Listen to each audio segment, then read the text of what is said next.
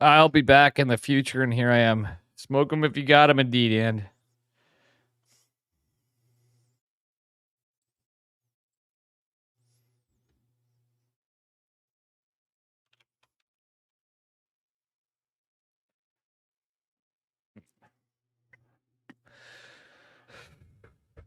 the break is non-existent. I'm still here.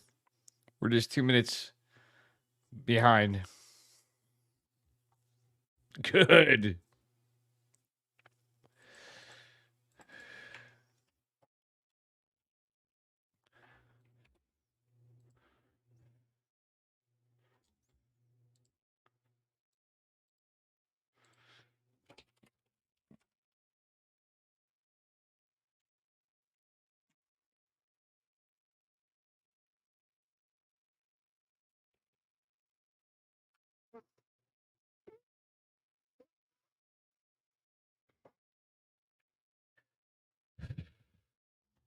Let me add the bracket.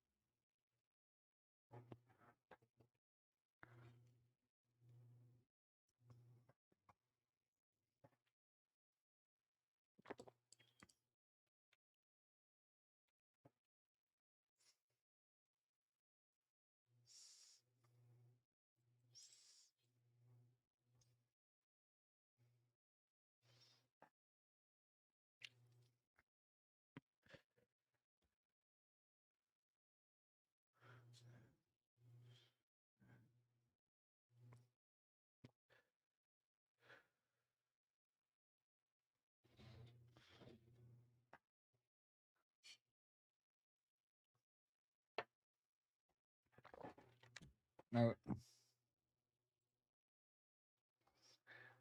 You know, I want to learn this on bass. This is actually pretty easy to do, but and guitar. Boom, boom, boom, boom, boom, boom, boom, boom.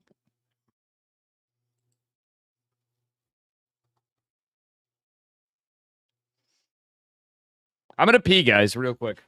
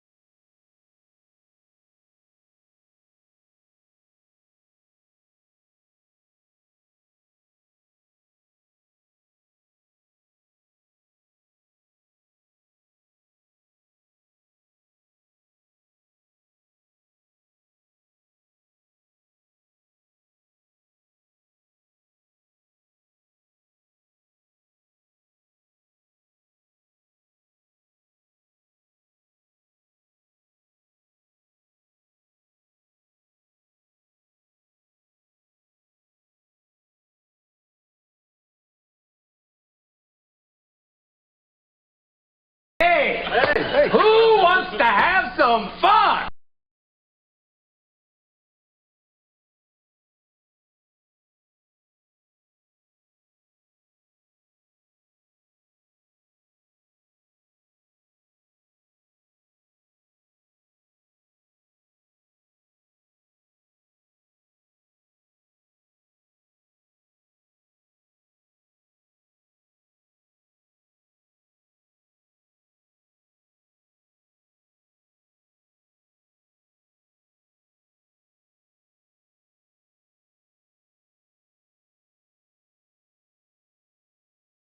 SW Pro, thank you for the raid.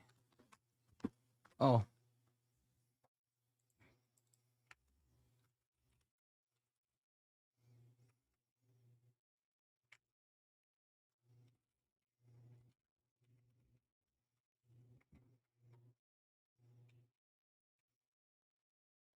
Thank you, SW Pro, guys. Make sure you give SW Pro a follow. He is pretty base.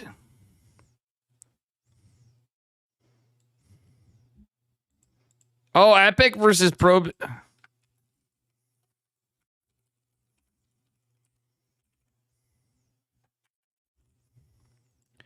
Epic versus Graph.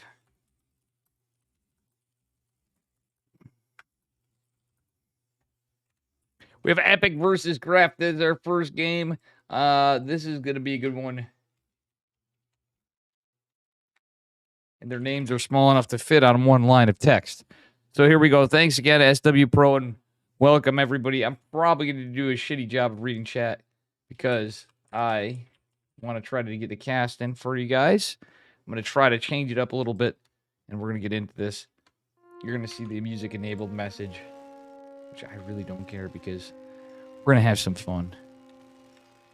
Hey, who wants to have some fun, huh? That's you guys, spawning in the upper left-hand corner of Neo-Humanity. This is a map made by somebody from Kirktown, kinda, from Bing Bong Exports.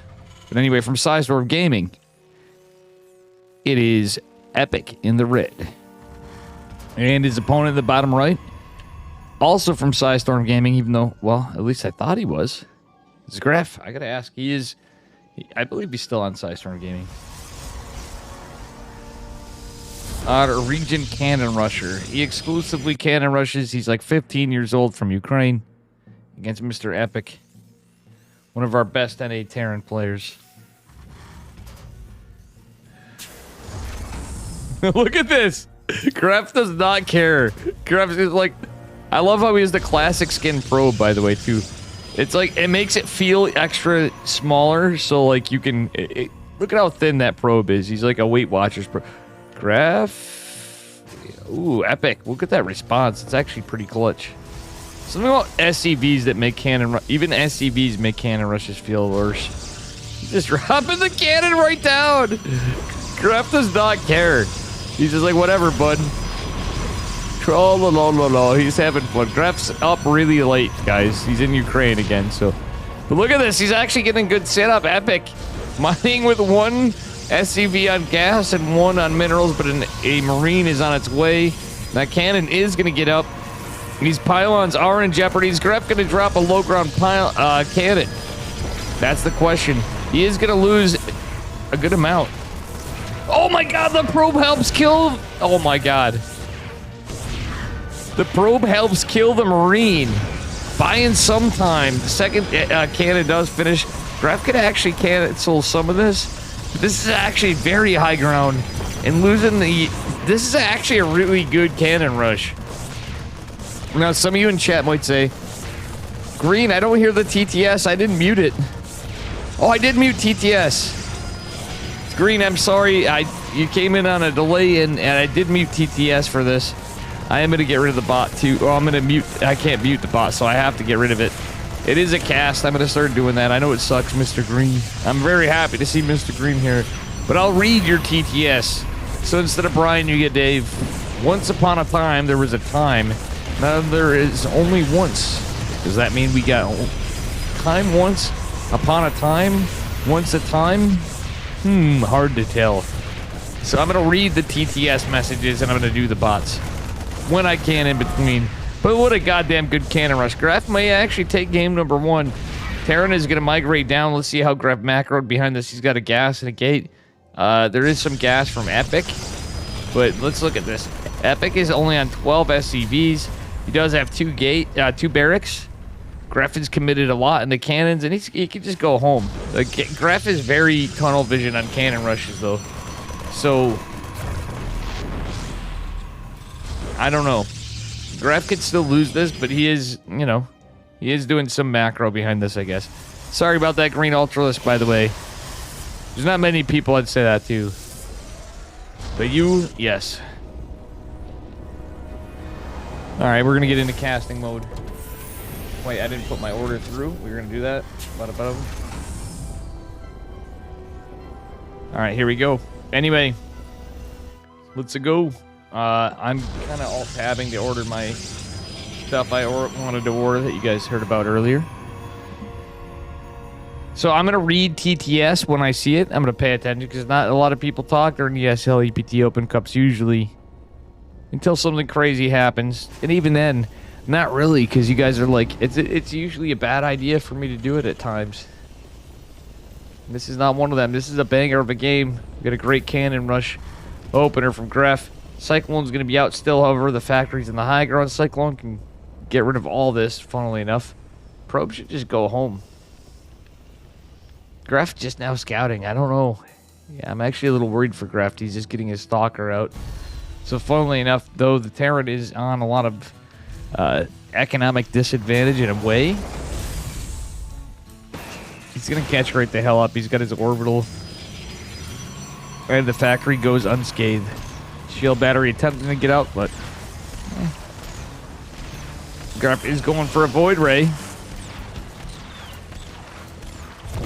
Again, this is... Since they changed all of it. Tremendous. Epic versus Gref versus Epic, exactly. The guys, Green Ultralisk will know this guy. Omni Skeptic Green made this map. AKA Josh, AKA Probe. He was a former teammate of Green and I when Green was on Team Legion. Green is now on Kirktown though, he is. He doesn't really play much. But the tank, not the greatest follow-up against the Void Ray, unfortunately, for Epic. And you know what? We're just going to have some fun tonight, guys, because... Only for me. Big oof. Oofamus Maximus Oofer Gangsterus. Greenicus Largius. Anyway. Because this game is so... seemingly over. I just think this is the best game we could have got. But this is the best series any caster could have got. Sorry to say. This is amazing.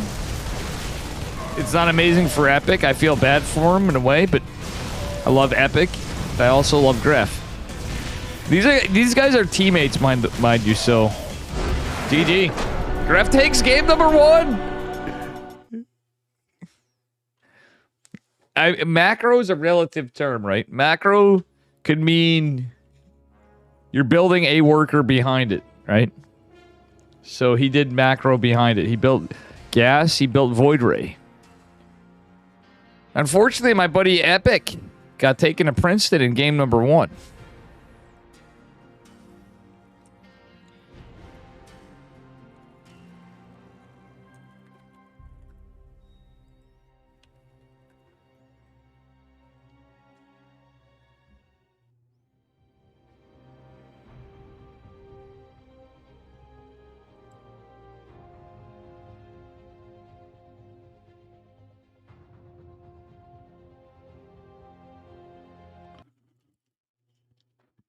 But this is a team.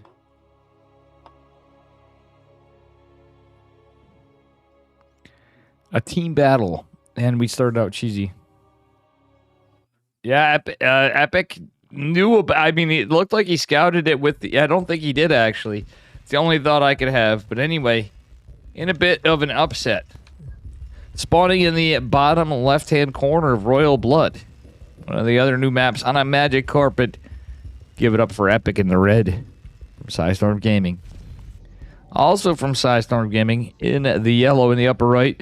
We know he's going to cannon rush again. You mad? It is Gref, our region troll. Funny thing is, with this,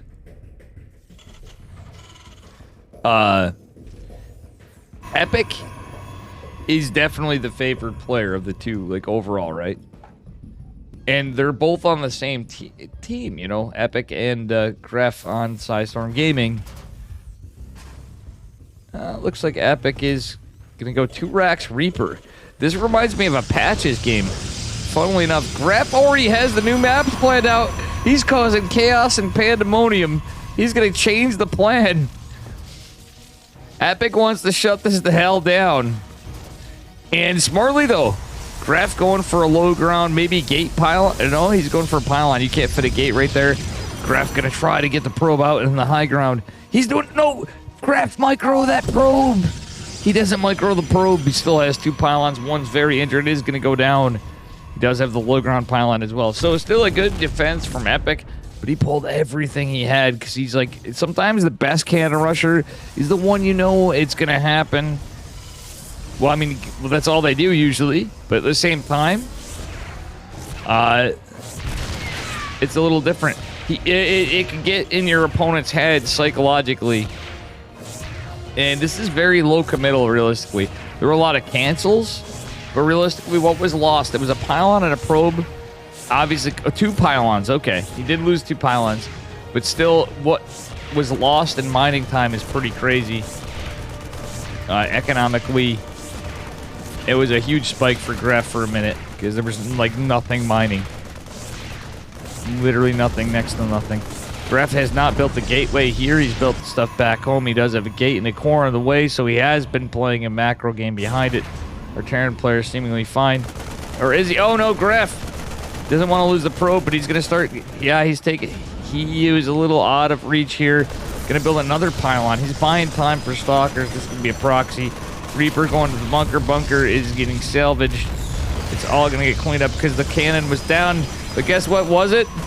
There's another cannon down. And this could be a bit of a problem for Gref. Now the Marines cannot reach this. I think one Marine might be able to safely hit this pylon, but there's another pylon and backup. Contingency pylon. There's a tech lab going on in a factory. So our Terran player looks pretty good. He's going into an eBay behind this, expecting a Void Ray. There is a Stargate. So, that said, Epic looks just fine, but Gref has a couple cannons coming behind this. No shield battery just yet, just cannons. So Gref is executing as he should. Zest would be proud. Parting would be proud, especially. Hey, how you doing, Captain Canuck? Welcome, my friend. Let's see here. We have no warp gate, because where we're going, we don't need warp gate, but the Reaper's out. We do have an adept to defend on Gref's side of the map. Epic. With much better response this time. He does have a lot of knee-jerk reactions. Son of a bitch. I was not expecting to get a cannon rusher in game number 1. Or series number 1. Okay, I like this hold position on the Cyclone. Going to drain out the energy on the shield battery. Gref does not have another one coming in. Gref is going to drop another. That cannon looks as good as dead. You know, it's funny enough, the Void Ray would be done, like, right about now. Like, actually, it would have been done literally right then. In the patch that Dave loved the most. No, I didn't really love that patch the most. I did for PvP, that's it. Just because I could have my skip PvP build. Good to see you, Captain Canuck, here in chat, too. And I'm doing everything I said I wouldn't do. Alright, anyway. You have the second battery finished. It's comical how cannon rushes. People are like, oh, nerf the cannon rush. Well, it has been nerfed. The shield battery away from the Nexus has been nerfed. Chelch, how you doing? You just blew your mind. Base Chelch in the house. How you doing, bud? And there's going to be a Widow. Is that a Widow? No, it's a Marine drop going across the map. Very cool response from Epic. I do like this. Welcome, Mr. Chelch, too. The man that single-handedly carried in the Dave Rage Shadow Legends thing. It's going to be a Tempest Rush follow-up. Pretty common. There are 3 Cyclones out, however, so it's basically a battle muck transition, which is what you do usually in this circumstance. But the Marine drop is very cool out of Epic. It is going to go down. There's nothing there to defend but one Adept. The Reaper even coming in. There's no warp gate. Tectonic stabilizers being in. 1G is called, and Epic takes game number 2.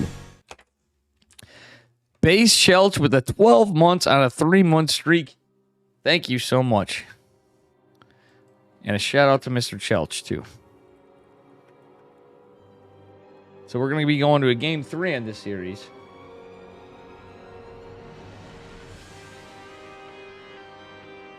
And guys, I hate to do it, but I'm going to have to leave a little bit uncasted and in a player cam for a bit because I have to call my girlfriend in lieu of circumstances with her grandmother dying and stuff. I got to be there for her. And rather than missing a lobby or a series, we are going to stay in a game. Regardless, so at least you have something to watch. Because, you know, every caster has the same shit happen in EPT Open Cups. If you miss one. And this may leave me with some inopportune time, too. All right, anyway, we go on game number 3. This time we're on Dragon Scales. Spawning in the bottom right-hand corner, it is our red Terran player from Psystorm Gaming. Give it up for Epic. The epic haircut. And his opponent in the upper left, he's yellow. He's Ukrainian. He's a cannon rusher. Give it up to Griff. He's going to send that probe again. With the classic skin. I am going to fully cover this series. Just saying, guys, just expect some scuffery. I'm just going to go with it and pretend it's an audio issue. For anybody new that comes in when I start one, they're like, where's the caster? What's going on? Well, shit happens. I like this Epic getting that barracks block again, this time way earlier. And I think he is going to pay attention and block this to make his life easier, though he did take game 2.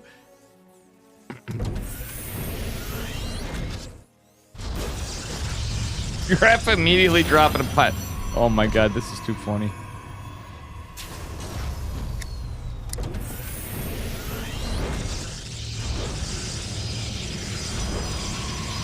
Whoa, whoa, whoa, whoa, whoa. Scuff this from Gref. Whoa, look at this. Gref almost has it mapped up. He's improving a lot. I know people like improving in Cannon Rusher. That's an oxymoron in many cases. But truthfully, he is doing some... I see a lot of improvement here. It's not like we're watching Prenef or Grim Reaper or Florencio. You know, Gref is a young guy. Magnet, how you doing? We got Captain Canuck, Shelch, and Magnet here. We got the boys. We got the boys. All we need is reality, and we get a full house, guys. This is a poker game. I'd call that a full house. Absolutely, fisherman. Anyway, probe is going to go down soon. The only thing giving high ground for Gref is the probe, and it's very injured. Gref not sending another one back. He is kind of getting some... he's getting a gate behind this double gas. But he really has to be careful here. He doesn't want to lose the probe. Look at it. He's between a rock and a hard place because that bunker. Oh, he loses the probe. There goes his cannon advantage. The cannons were actually pretty good. He should have sent another probe down. He's going to have to learn from this. The probe scout Samuel thing would be to do just that, but unfortunately this was a very Artosis pylon. Graf looks like he's pretty dead. He's got a core coming down behind it, but there's already 6 Marines out. Some did. Did we lose any? I think no Marines were fun. Good game, well played. A pretty good series. You'll cast with your TTS. All right, I'm going to do that. I'll get a next lobby.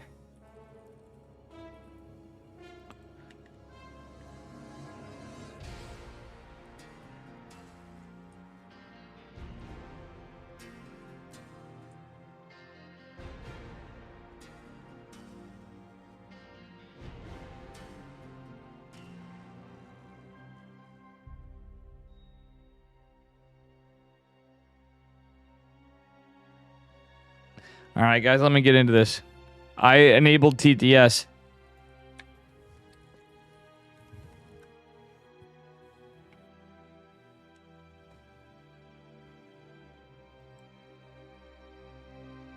Green immediately left after. That's funny. No, I didn't really, but it was late for him anyway.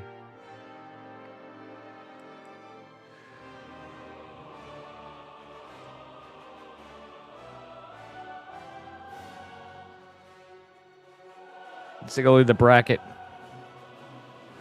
Grab showcasing a wide variety of styles here, of strategies here. True. He's totally diversifying it. Oh, shit. Hang on.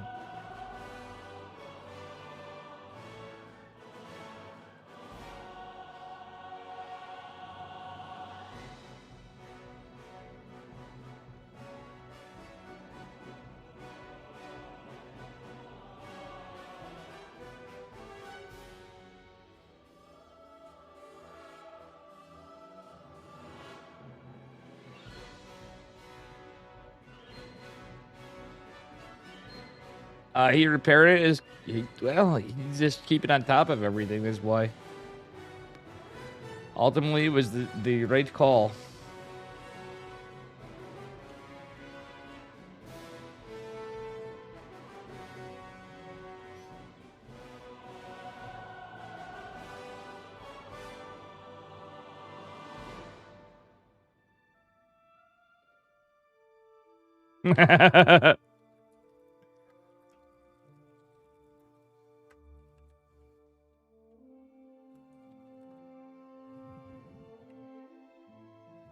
You can really adapt when a cannon rush fails. Exactly, Chill. You know how it be.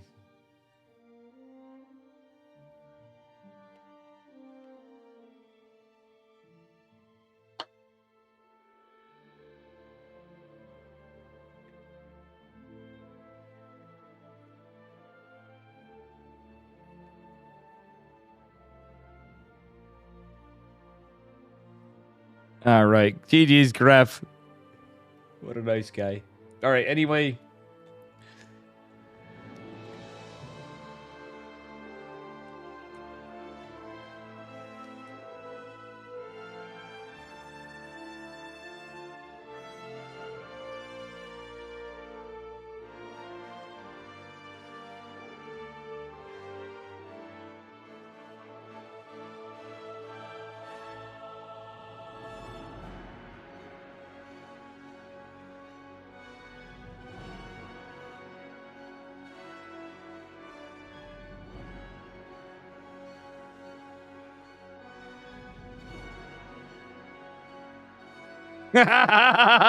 Yo-Yo and Hero Marine.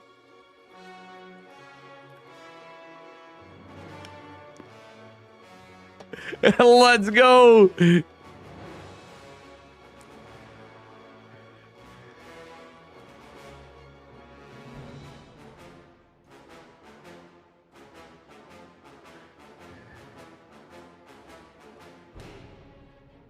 Yo-Yo for...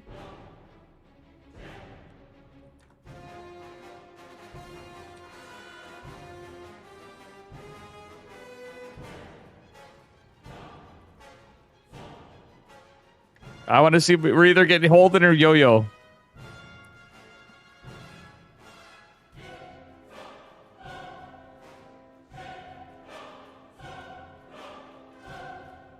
Agnath 10 says chess is a shit game. Maybe if I'm 16th century peasant I'd be impressed by someone's ability to play chess.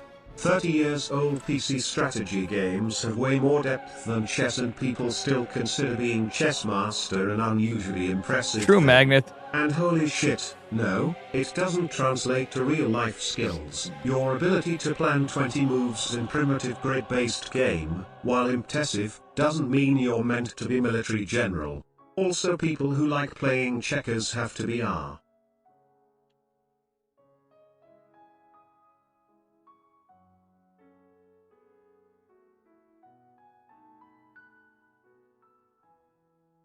All right, we got Yo-Yo versus Hero Marine. Hero Marine versus Yo-Yo. A member of Bing Bong Exports is on here. Even though it's Platinum Heroes. Hero Marine versus Yo-Yo. We're getting Big Gabe versus another celebrity, at least in my eyes. Good dude, Mr. Yo-Yo. I actually really like Yo-Yo a lot. Anyway, he's a really cool kid. Anyway, spawning in the bottom left-hand corner of Royal Blood, one of the new maps, of course, coming up next season. Give it up for Mouse's Hero Marine. In the red, Big Gabe himself. And his opponent in the upper right, Platinum Heroes and Bing Bong Exports, it is Yo-Yo in the blue. Magneth 10 says today my 12-year-old. I'm muting TTS. Sorry, Magneth. We're gonna mute the TTS right now. I'm sorry, Magneth. Damn it, that looks really good. Let's see how these openers are. Is Hero Marine gonna meme? I think it's too late. I think Hero Marine wants blood and he wants a victory. Big Gabe wants to get some dubs tonight, probably. But Yo-Yo is like really nervous, and we're not gonna flame him. We're not gonna flame him too bad. He was a little self-conscious, but he has no reason to be. I wouldn't do a friend like that. And they're fighting Big Gabe. Holden totally just ignored me, guys. Just so you know, if you see Holden streaming, give him shit. Because he totally just disregarded me after. He didn't earn it first, but you know how. Totally was going to get Holden when I see my boy Yo-Yo and Hero Marine. It's like getting Smurfbo when you're in a tournament. It's a unlucky seed. And where you end up. So it's not quite like that. Yo-Yo is a Grandmaster Zerg. As is my boy Holden. As a Protoss. So we like our upsets. We are a big fan of the lover of pizzas, Mr. Large Gabe. Not always his chat, but I do love Big Gabe. He was quite the guy to meet. Quite the guy to meet. All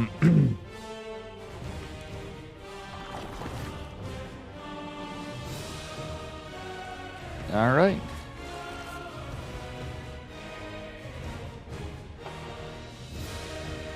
Let's see what we got going on here.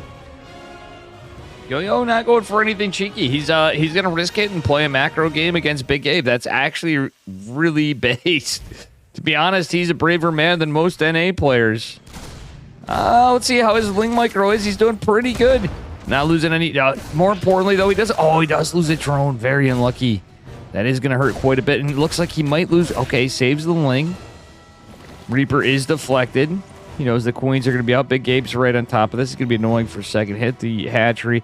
Queen is going to go off creep over. Hope Yo-Yo doesn't overextend too far, because that could be a debate with Big Gabe micro.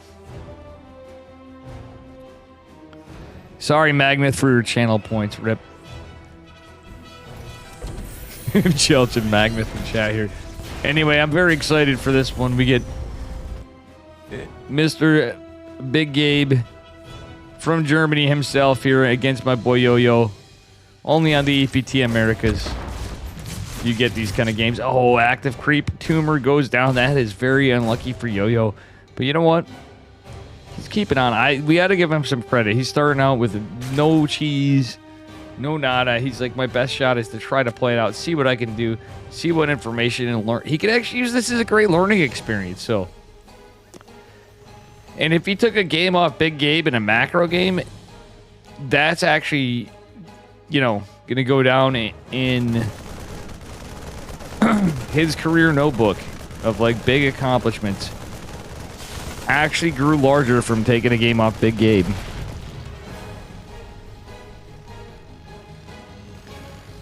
It's okay. Magneth could. I would be like, Magneth, all right, we're going to get in a voice call. We'd cheat the system a little bit. Because I usually do a pretty good job of sticking by the rules. Anyway, with that said, see what happens here. All right, decent Queen production for Yo-Yo, actually. We do have Cloak Banshee coming out. Overlord was taken down before the scout, and Big Gabe's placement on this map was actually clutch. Let's take a look at Yo-Yo's vision. Yo-Yo's vision. He did not get to scout the tech, so the Overlord unfortunately fell before that. Does have a lot of Queens out, so he can defend against this, regardless of it being Big Gabe or not. Actually do it. Oh my gosh, is he going to get this Viking? That's actually pretty big. Does a lot of damage. pretty good defense from Yo-Yo. So if he's feeling nervous, he's actually playing a pretty on-point game. Doesn't want to lose this, though. Use the queen. Yo-Yo, you can do it. He saves the Overlord. That's actually huge. Actually pretty good. I'm keeping an eye on my order, by the way, guys, because I do have beverages coming. I'm not supposed to say that, but you know what? At this stage of the game, I think Dave's done enough community service where, well, we can forego some things sometimes. You were gifted a sub, but not today. Rules of acquisition number 300, leave your beers in the fridge and I'm going to drink them. Exactly. That's why I leave them in... That's why I never refrigerate my beers when I'm streaming.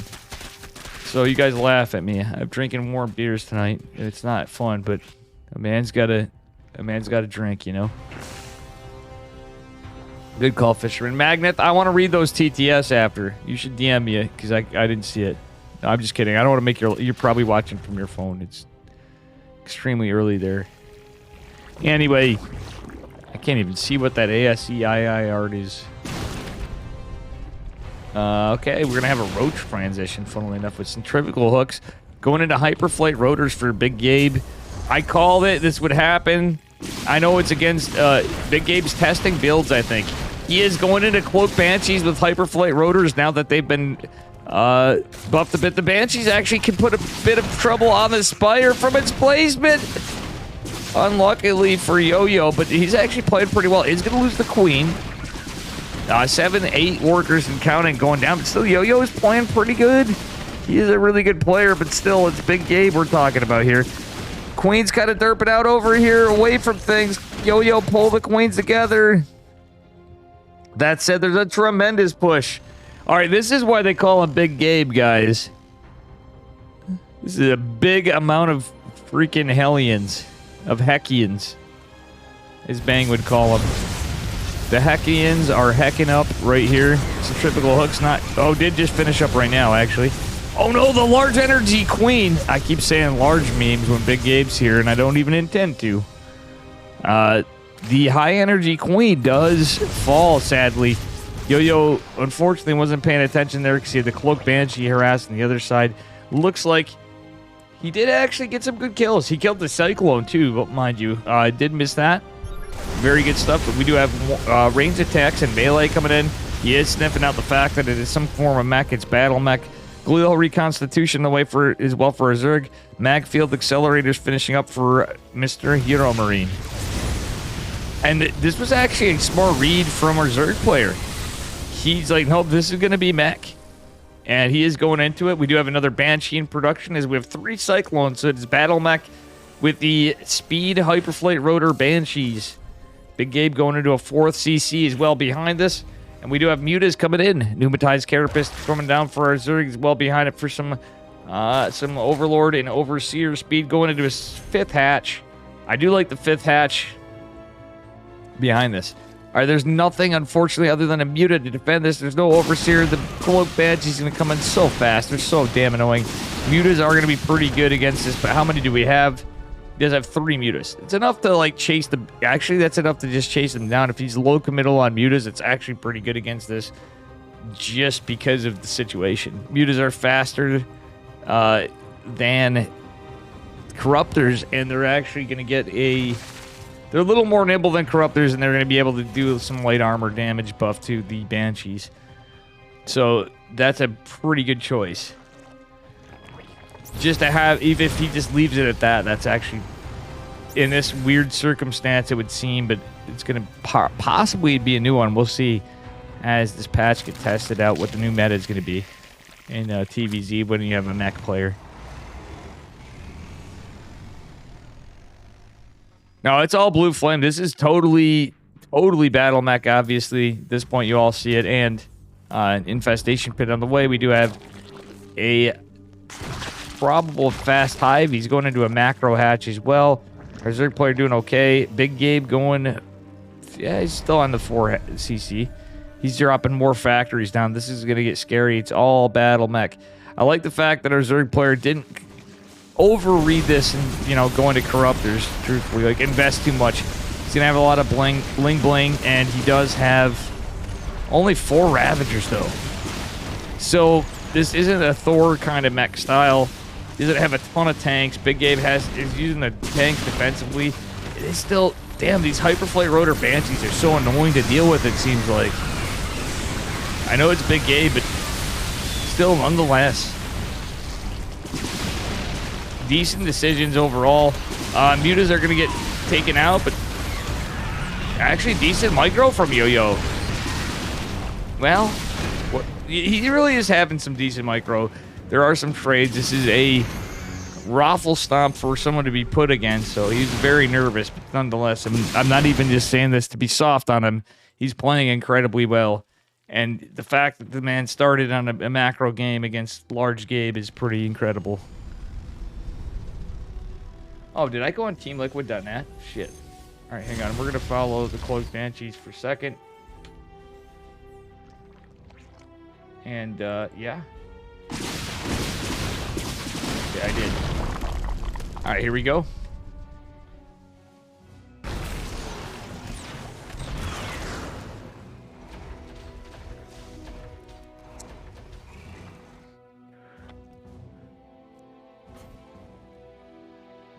Alright, let's go here.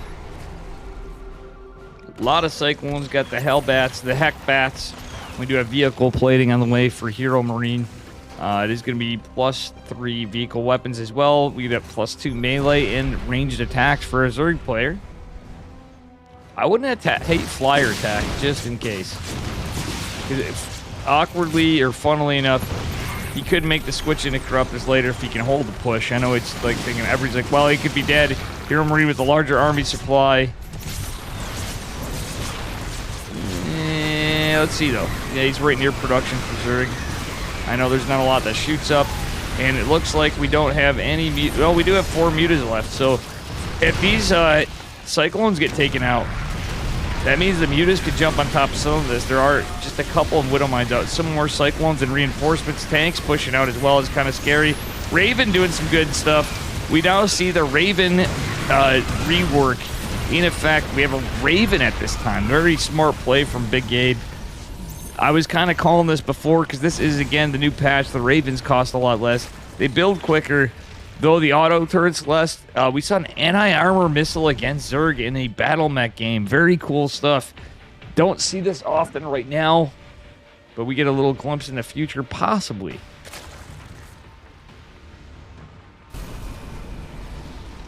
See what happens here, guys. All right.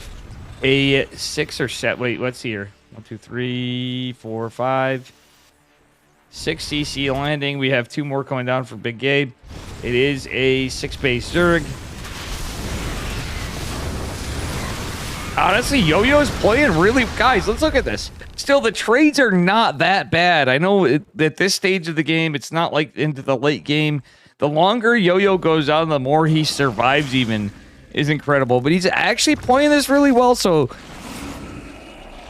in the quote fluke chance that he takes this, that would be a big upset, but also a big dub for NA players to say that our players are just trash. This is one of our few and far between grandmasters on the North American server. Actually doing, like I said, contending against Big Gabe. He could be meeting. I don't know if Big Gabe is streaming right now, guys. So you may be able to get a little spoiler there. He usually doesn't on NA, but who knows? Maybe Big Gabe's going for a scamathon or something. Pretty crazy stuff. Oh, anti-armor missile again on the roaches. That's actually, it's big brain, especially because it's roaches.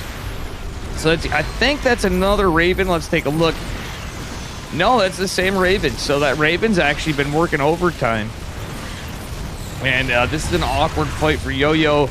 There's Widowmines galore, there's tanks, there's Ravens, there's a Banshee. This is annoying to army to fight if it's a lesser player than Big Gabe. So we can't really fault him for some of these things. There were some mistakes made in that engagement, but he's still doing pretty good. Honestly, beautiful run by, or well, he tried to run by. A beautiful wraparound right there, and we'll see what happens. And I actually got to check on my order, guys. That being said, I doubt I'm going to have anybody wait for me, so I do have my order coming soon. Big Gabe doing some good work here. And, yeah. Pretty good stuff. I hope you guys are enjoying this game, because this is actually still an incredible... Truthfully, Yo-Yo is playing incredibly. If you guys know the skill difference between these guys, Yo-Yo is in like the 5.5k-ish range, if I'm not mistaken. Maybe a little lower, maybe a little more. He's like 5'2 to 5'5, I think. Could be 5'1. Versus Big Gabe, which is literally one of the best Terran players on the EU server in the world, actually. Dare I say it. Hero Marine is incredible. So let's go. Ooh, Crows and Biles narrowly missing the Cyclones. Lings and Roaches and Ravagers pushing in, trying to deflect this. The problem is these Magfield Accelerator Cyclones with all these upgrades can make short work of... Can really make short work of this hatch. Look, Yo-Yo's microing really well. Like, let's be real. Let's hand it to him. He is down on supply a lot. Maybe a little bit of cope. We got some corruptors out. The hatch is going to fall. He's taking some other bases behind this at least. But still, it's not looking the greatest for him. Big Gabe at a 101 to 91 army supply. 91 workers. 70. Big Gabe actually building more workers. Fueling this high-cost army. Okay, I have to go. I will be right back.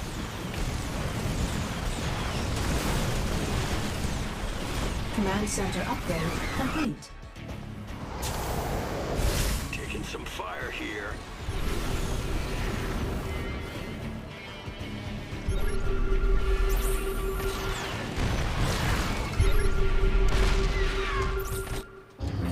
Optics online. I'm in deep. Upgrade complete. Mineral field depleted.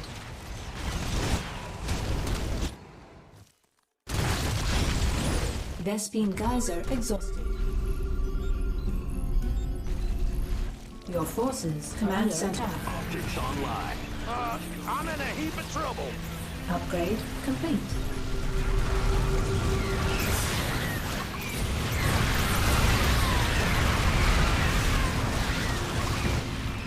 Ready to raise some hell. I'm in deep. Systems go. Cyclone ready for action. Ready to raise some hell. Add-on. Ready to raise some hell. Command center upgrade complete. Optics online. Let's go kill something. Mineral field depleted. I'm in a heap of trouble. Unacceptable plan. Upgrade complete. Add-on complete.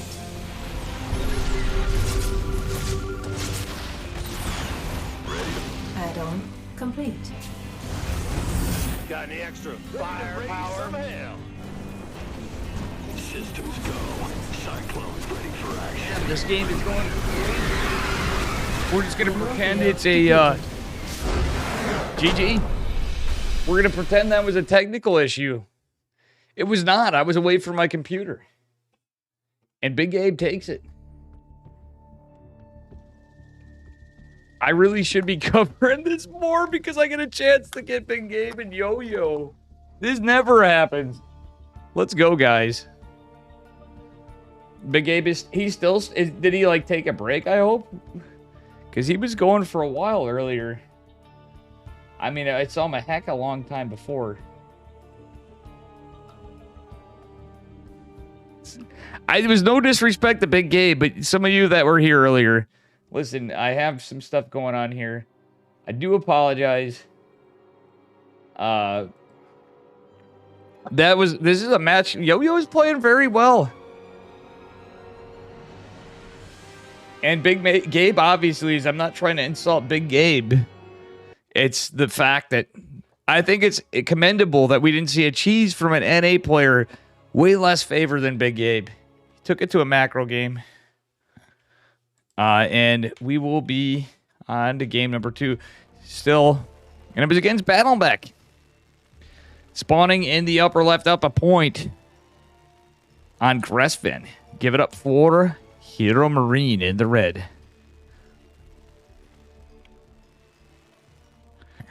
And his opponent in the bottom right, representing Platinum Heroes, it is Yo-Yo in the blue. Now, every other caster's here, by the way, too, is funny. I luckily got this series. Holden just freaking blew me off, presumably for somebody else. Now, everybody else left. Now, I'm not covering what I should be, and I started this series because of Yo-Yo and Big Gabe.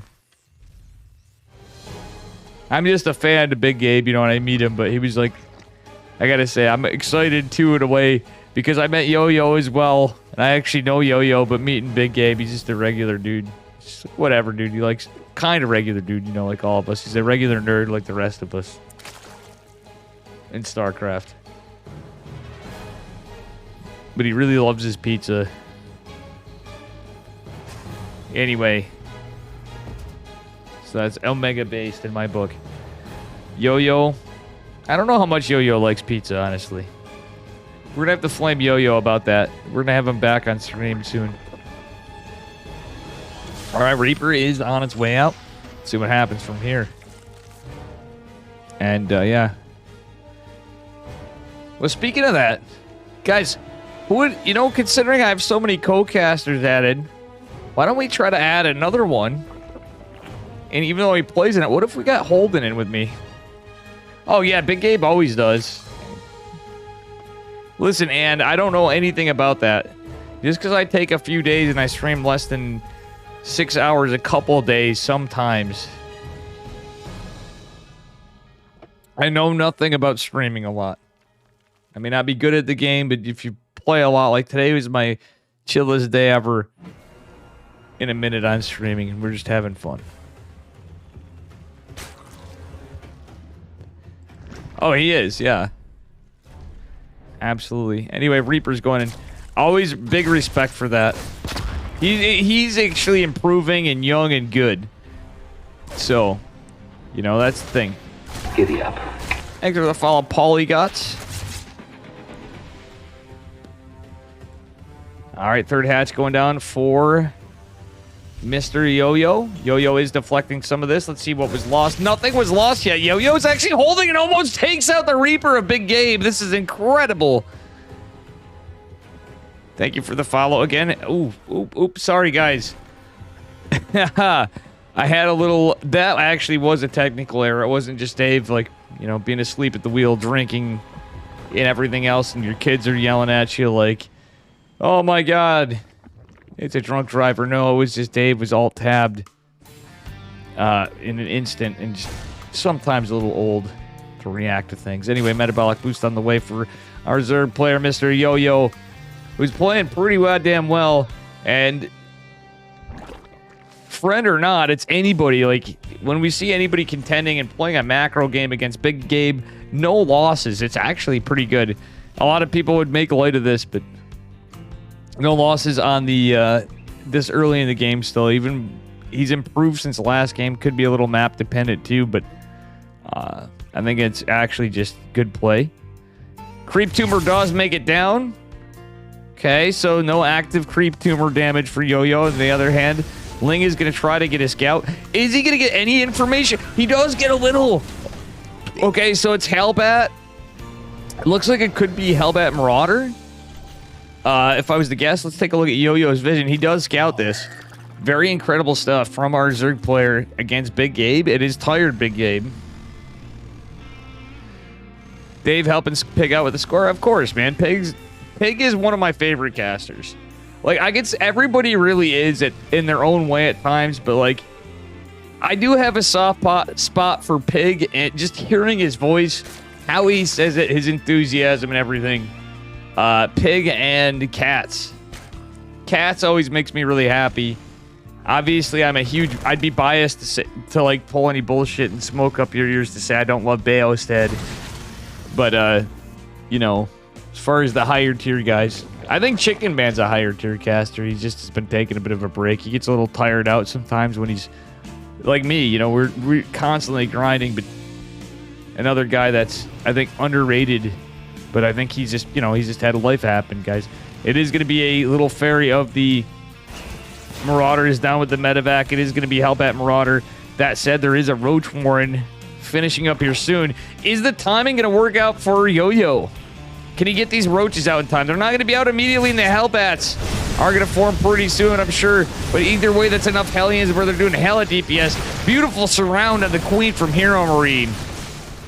And damn, a little bit of misfortune there, but a beautiful drone pull. I guess that's about the smartest play he could have made. He could pull him up to the natural, but it's going to be less mining, but he doesn't want to lose him. Do the Roaches pop in time? Some are going to get roasted Roachies right away, because, again, it is concussive shell Marauder. Stem is following up behind it. Big Gabe just doing the normal play.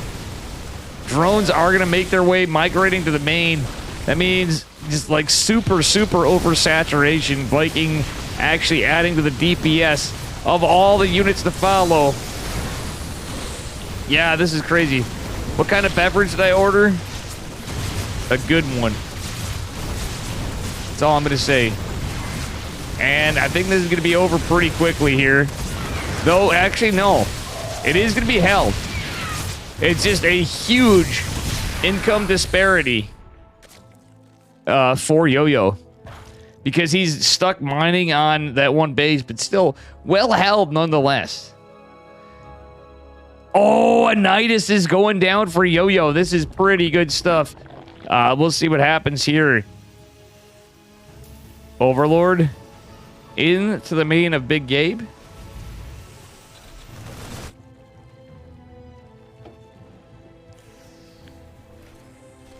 And we'll see what happens from here. Yeah, everybody's leaving my stuff. Pig's the only Aussie you've seen who doesn't swear profusely. Maynard doesn't really swear that bad. I mean, I know Maynard's not casting EPT cups and not doing it. You know, he's kind of shifted gears to whatever he wants to do into Doomland, but just a point of contention. So these are Stim Marines. 1-1's going to finish up soon at a bit of a power spike for our Terran player, but the Nidus is finishing up behind us. Not really a situation where you're on a base trade. Big Gabe has nothing here to adjust. He doesn't care. He's like right in the front lines. That said, it's not like there's siege tanks with this pushes. This will have to be contended with. It's just Roaches here. I would like to see some Lings come out. Even the Queens, pull whatever you got. Pull a couple drones. Try to do it. The tank's going to finish, and that's going to be a problem for the Roaches. Nothing going through the Nidus because the push coming out of the third, and GG is called. Hero Marine takes it, but Yo-Yo put up a hell of a fight. And we just lost a lot of viewers. Not because I was away or anything, right? I'm just kidding. It's the problem when I'm with all the big guys and they see and they're like, who's this Dave Testa guy? We got a follow from Polyglots, though. Thank you. Anybody new here, smash that follow button. This is not my first stream of the day. I just had to add a 2-minute delay. We were doing all of fuck all earlier. Not as much latter. But damn.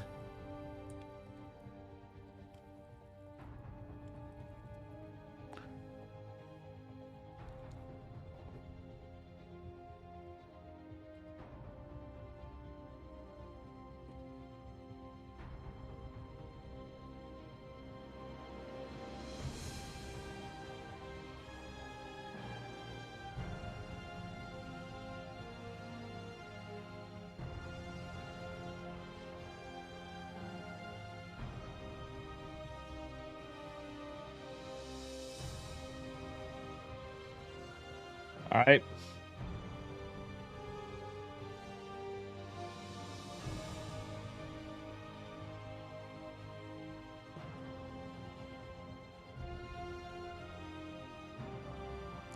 Big Gabe does it. Yo-Yo putting up a hell of a fight, though.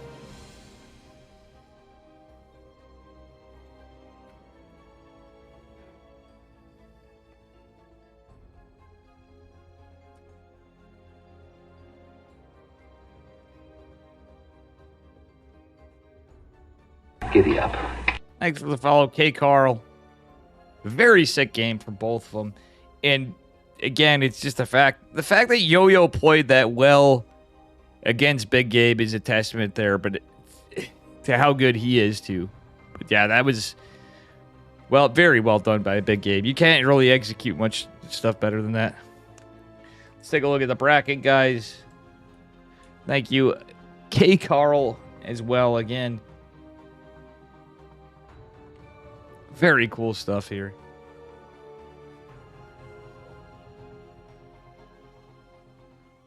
Trigger versus Skills is going on. Dark versus Apple Juice. Hero Marine versus the Zerglord. Ashbringers waiting for Addy and Bion. Creator waiting on Pudgy and Fork. Apex waiting on the Saberlight and Cure. Sunset and Rattata going on Sunset 2-0 Special. Juggernaut Jason versus Estrella. Holy shit, some good games.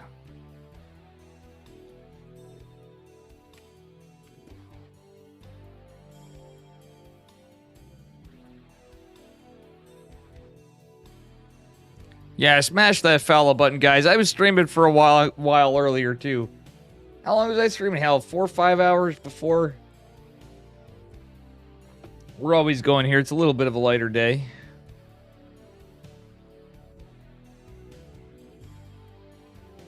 But you know, thank you guys.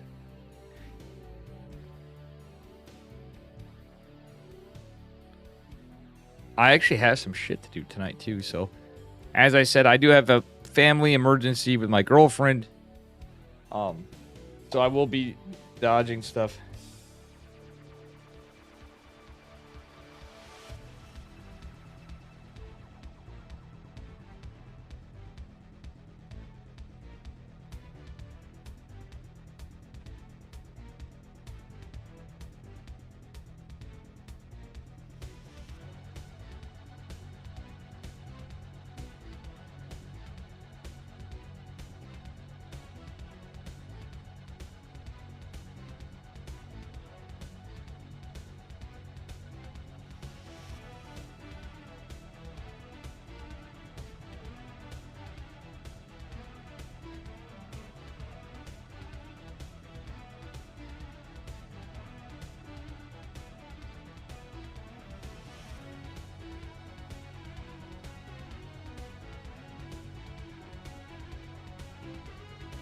All right, we got Hero Marine versus the Zerglord.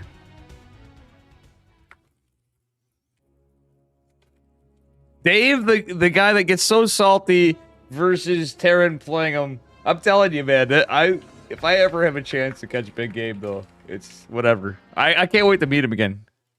Hey, Dave Test, that's me, Daniel, from, oh, gosh. Magneth.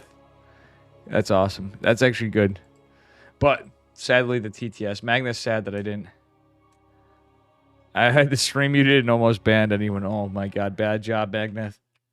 I have to call my girlfriend very soon, guys, so if this happens, I do apologize. It's unprecedented stuff. Especially when I get the chance to cover Big Gabe. Spawning in the bottom left-hand corner of Royal Blood. Representing Mouse in the red. It is Hero Marine. Our amazing Terran player. And his opponent in the upper right. Representing Team Super still. Got it for the Zerglord in the blue. Our South American player. Is he South American? Zerglord? Am I wrong, guys? Cheese Whiz, how you doing? No, don't unfollow and hit follow. That does absolutely nothing, Zerglord. It won't trigger an alert. It won't do nada. That'll just make your life better from not watching my shitty stream anymore for a little while. You'll feel a lot better in life. That's about it. If it improves your quality of life, then go for it. I'm not telling you what to do. You do what you want. But let's see what we got for openers here. Yeah, I think I am going to make that call soon, though. Considering we're just starting, guys, I'm just going to pretend this is a technical issue, Kappa. Regardless, I don't think it's going to matter. You know I'm going to be covering this. Just give me a bit.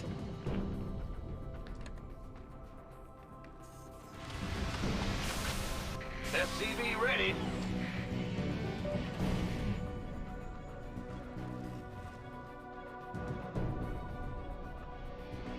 I actually had a few still. Big Gabe going for CC first. We're going to take a look here. Mr. Zerglord is... yeah, he's just doing everything pretty standard.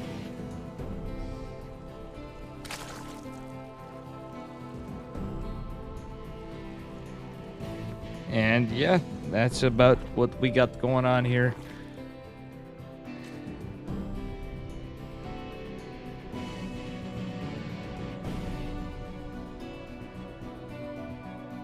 Yeah. Well, yeah. Big Gabe is taking another gas now. It was just a Reaper expand. Yeah, Reaper making its way out. No, third. Yeah, the third hatch is actually really early for Zerglord. So he skipped a little bit, or cut a little corners to get that third up. Which, honestly, I don't hate. But he has to keep these lings alive. Hopefully, the queen is not quite out yet.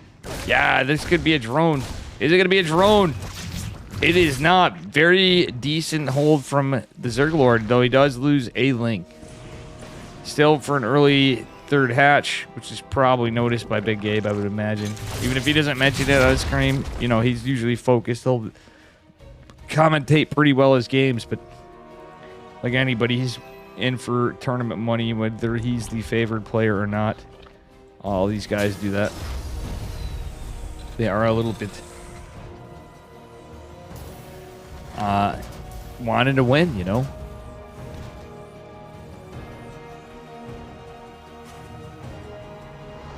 Yeah. Wow. Magnet cast in the shade here. Saying Dave's a closet Terran player. I play a little Terran. I enjoy some Terran streamers and stuff too, but I enjoy watching Terran players. It's mostly because I'm friends with Yeti, in fairness.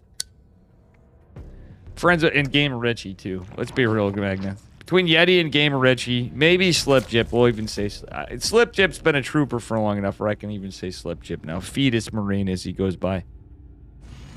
For those of you that don't know.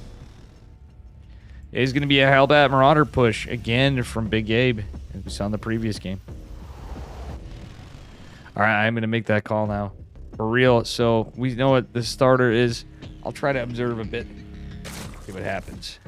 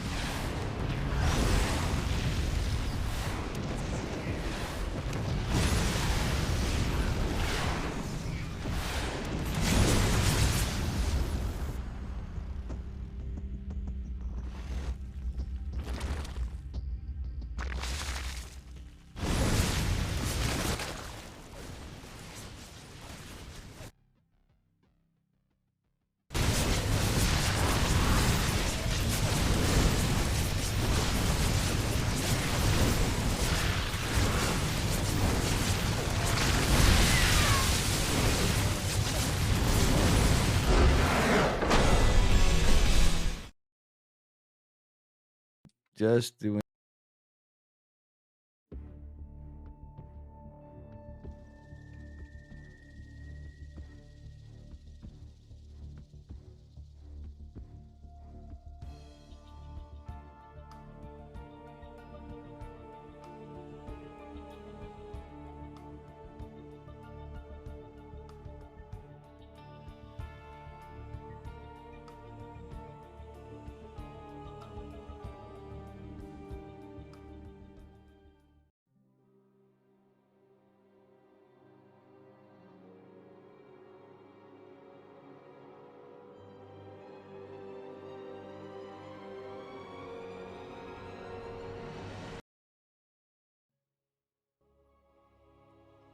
Well, that was actually quick.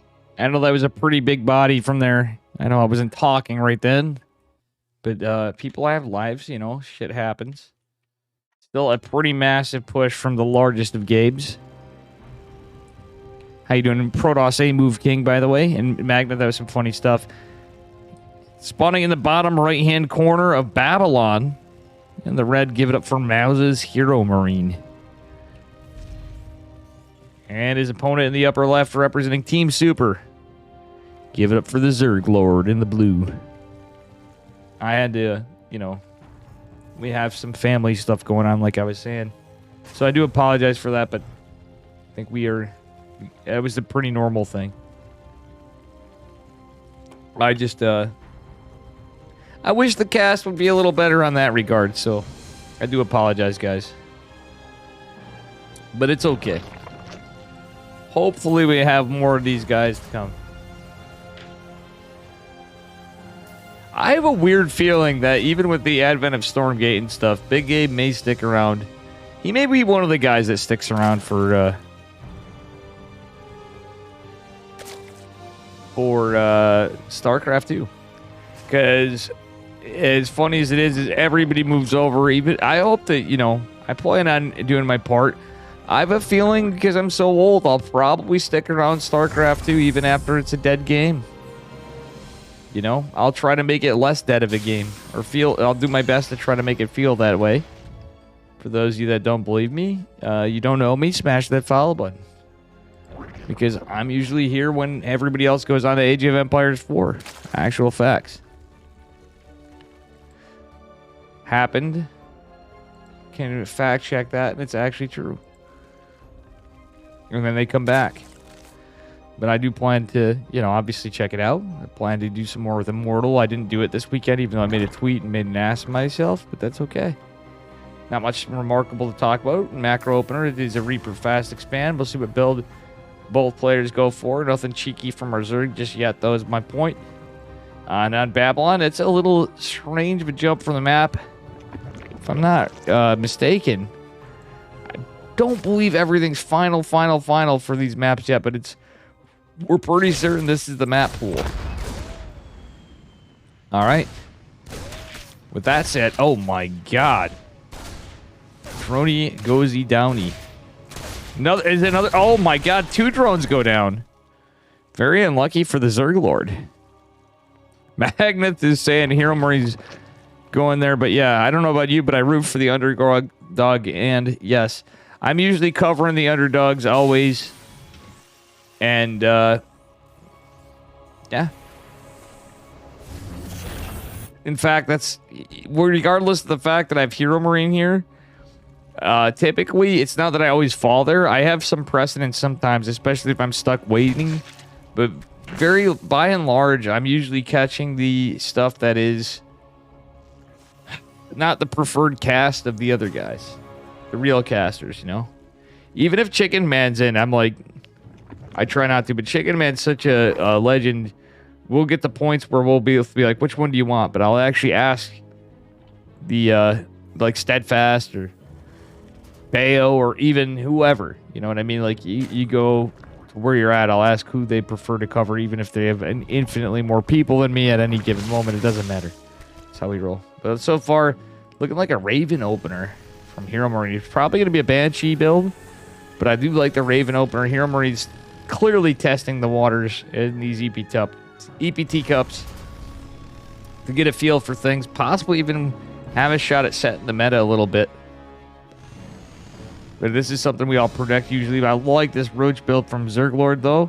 This could be pretty good, but we saw, you know, Ravens do start with 75 energy. And anti-armor missile could be used, but it's not like a very aggressive build from Hero Marine just yet. He's just going into a 1-1 into 3-1-1. Nothing too cheeky. 2 Hellions to defend back home. He's pressuring out, trying to get some vision. Hellions will clean up the link. Oh, no! There's a gap in the wall. This is going to be scouted, and it's a little jank. Hero Marine's adapting. He knows it's coming. He saw the roaches. The Hellions getting some information, but a way to defend. Not that they can do too much against... Well... 11 roaches, now 9 roaches, 2 ravagers. And, well, an auto turret was forced, I think. See what happens when it was killed. 2 drones went down earlier, of course, but very cheeky build from a Zerg player. But he is going to eat a lot of tank shots. These roaches taking a lot of damage. Actually, these ravagers are very injured as well, so I do believe that was an auto turret. There's no high ground vision for our Zerg. Siege tank going to clean up a lot of this. Oh my god, that was like a disruptor hit. But 17 workers fall for Hero Marine. That said, it's nothing but Lings in production and Overlords. The Zerg Lord, GG's. He's feeling bodied. He gives him good luck. What a good man. And Hero Marine takes it. In game number 2.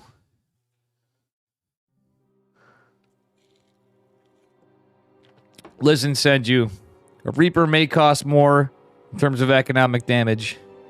Sometimes it's the emotional damage. Either way, the emotional damage or not, Hero Marine takes it.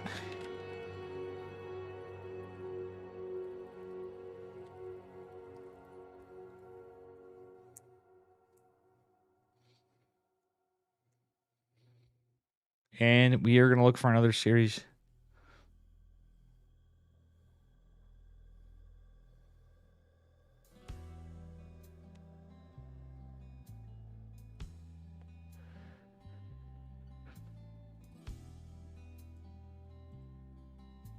Big Gabe. What a legend. Hero Marine's too big for even me saying hi and stuff too, but I forget I didn't know he was streaming. I didn't know he was streaming. I feel really bad. I really feel bad. I wanted to say, hey, hey, Big Gabe. I just was like, if he remembered me, he remembers me a little bit, I'm sure. If he's like, yeah, he's that old guy at the DreamHack Atlanta.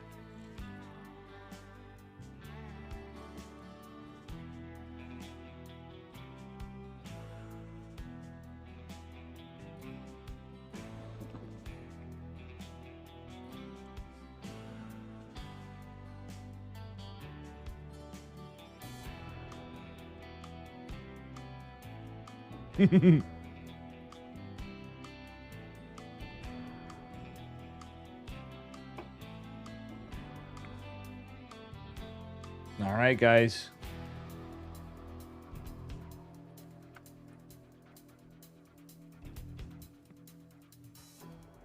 That was actually a pretty good response. If it was microed a little better, I think, from the Zerglord. And I'm not insulting him. It's just facts. Hero Marine is Hero Marine, but he got a lot of damage done. And it was very all-in from our Zerg player. Hero Marine Siege Tank shoot Novas. I mean, the kind of damage it got was crazy.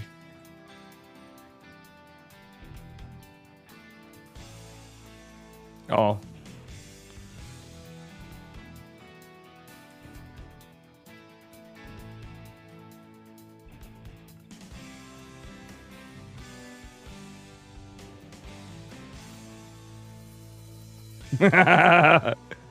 Sorry, I was almost going to catch this. Fries and pies.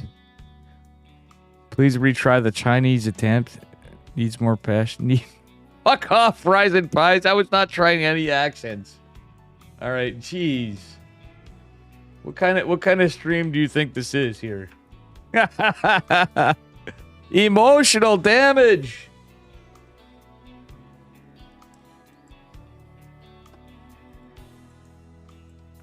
I tried literal no accent on it.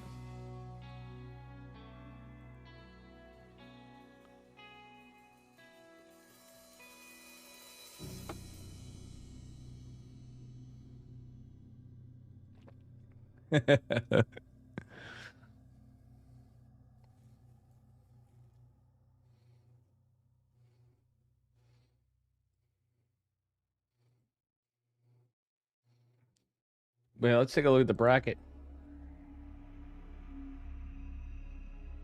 Estrella is versus Bratata.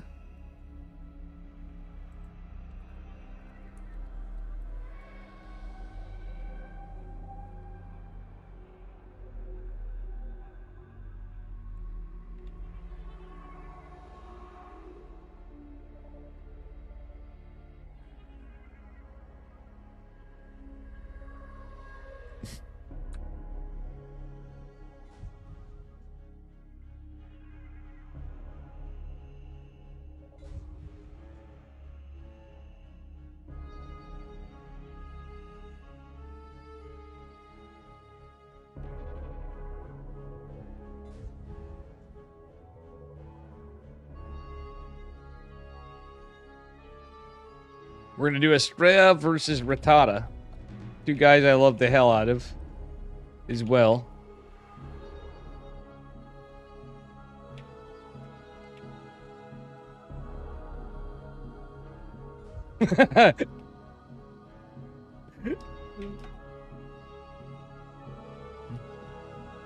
I need a minute.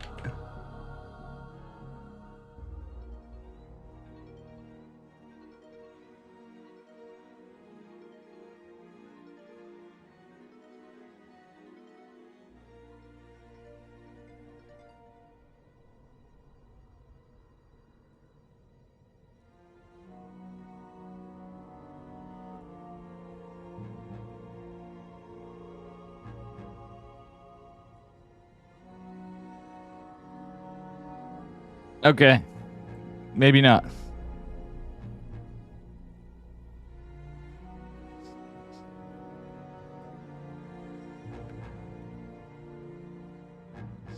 All right, here we go. Estrella versus Ratata. This is going to be a banger. Little PVZ to change it up. We got two guys I'm very fond of. Especially Estrella, who got me in with the players. How you doing, Arzen Kovic? Hola, Morocco. How you doing? Hola, sir.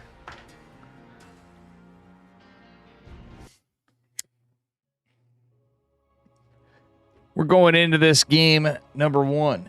These guys just did the vetoes. How you doing, Arzen Kovic? And the rest of you chat. But Big True sends you. Anyway, spawning the upper left-hand corner of Dragon Scales. Representing Good Game Gaming in the red. Give it up for Ratata. The man formerly known as Vanya, now not yet Radicate. And his opponent in the bottom right, representing Alpha X. Give it up for Max Angel himself. It is Estrella. The blue. For a little Protoss versus... What is this? Is it Strat Cannon rushing or something? Is this how he's going to wall? What is this pylon? Let's go! Estrella, do it. Oh, man. Estrella with the cheeky play in a way. But there's got to be a reason for this. It's obviously walling. Walling, it's just... Is there an issue with this map? I'm wondering why that is. Yeah, I have seen scuff stuff on this, I think. But I think maybe some things need to change. Anyway. If a Protoss, it's obviously a scuffed wall still, but like maybe that's a better wall? For some reason, I mean, it looks... It looks like it checks out, but there's got to be a reason for this. And forgive me for this. I'm a Protoss player too, guys. For those of you that don't know me, what is Estrella do? This is like, are we watching Hero or Estrella? I will say this, and I apologize to whoever made Dragon Scales. But this stuff is kind of messed up. Like this really, maybe this is Protoss bias. But what the hell is going on here? And what the hell is with Ratata going for the third? I think that was from the hatch block, but still, like, this is feeling a little spicy, even if it's not. Stray doesn't end up with a good wall. I'm really freaking hacked on what the heck is going on here, guys. The problem is if you're this far away, too, you don't have battery overcharge immediately available for a first battery. I mean, and this is Ratata. He's known for cheesy play sometimes. He is going metabolic boost before a third hatch, so we'll see what happens. Fact. Yeah, okay, he is going for a third hatch. This drone is going to indicate it. It's a little later. It's just the metabolic timing before.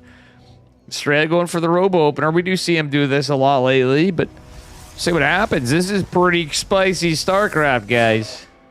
Adept going to shade out. We'll see what happens from here.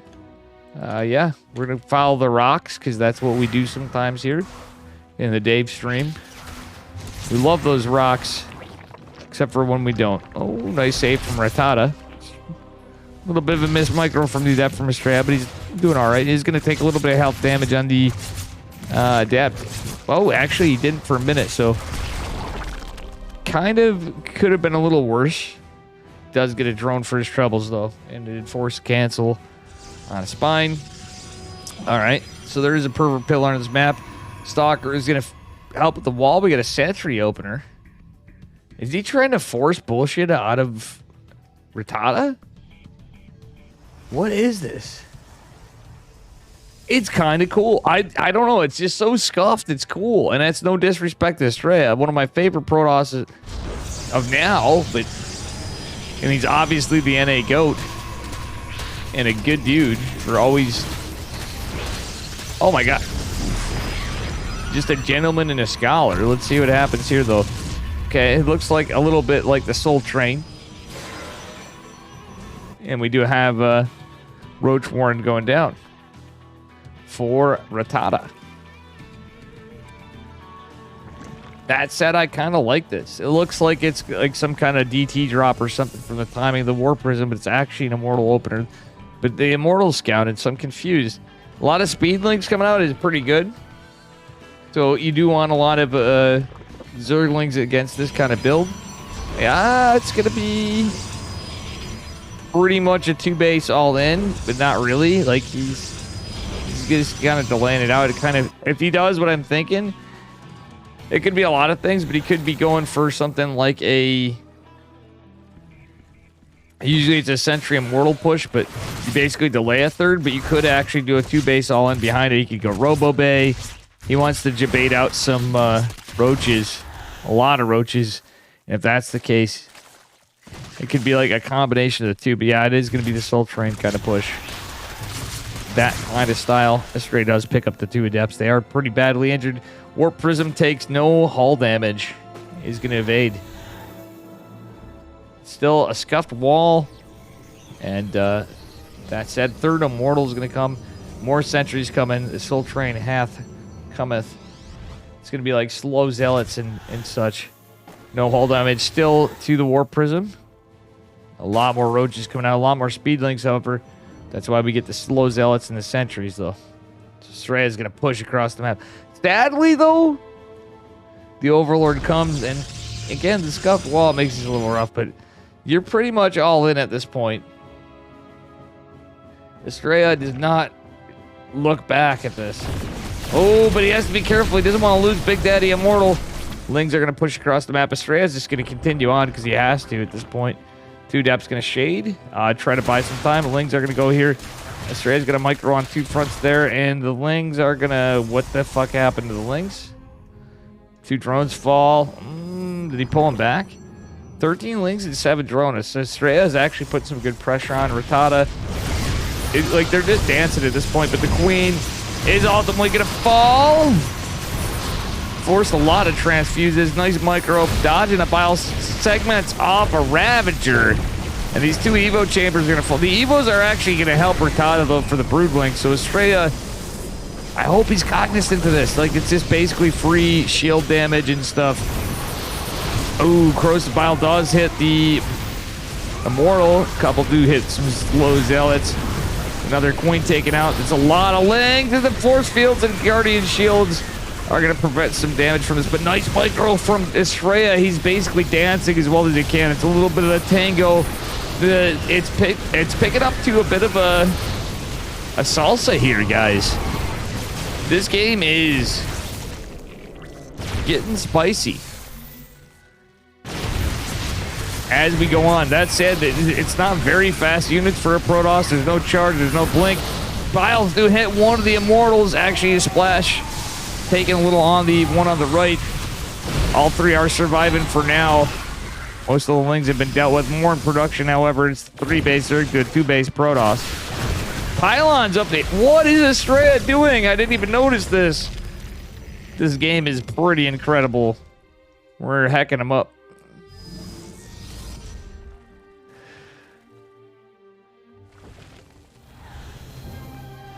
Okay, Estrella is actually going to disengage from the front. Can he get his whole army up here? He's slowly ferrying units in while the pylons go down, and Estrella needs those for warpins.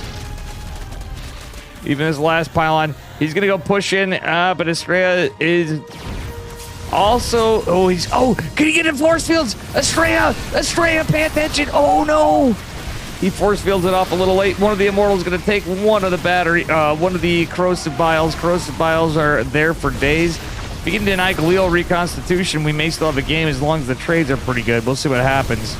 Mystery, I do it. No, Micro's off again. Again, he's got sentries with enough energy for days, as long as he doesn't lose them. He's going to keep... Oh, he segments off a Ravager at a time. That's actually pretty big.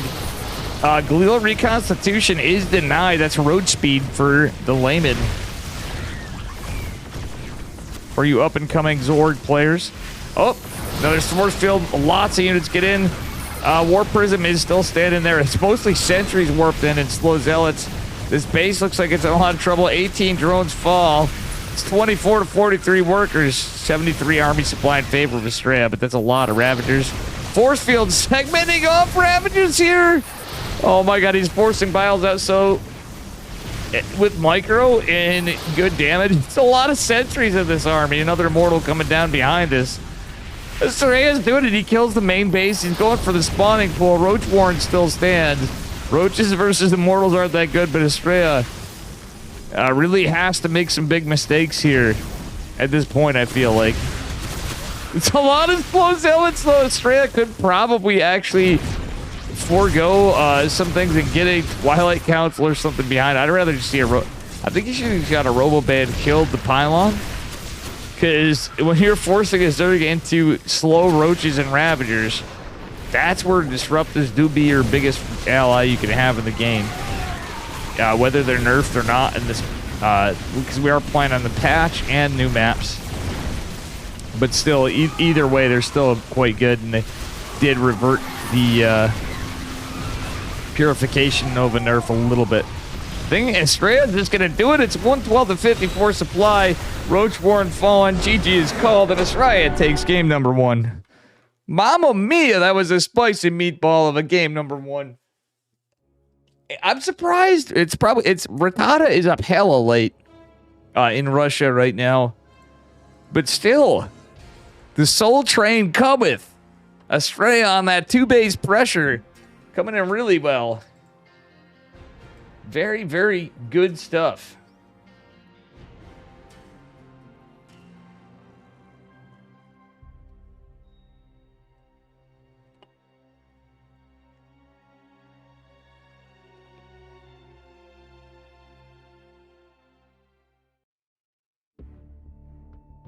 Going on to game number 2. Very, very cool game. I thought Estrella was in trouble a bit, but like, come on, guys. That was incredibly based.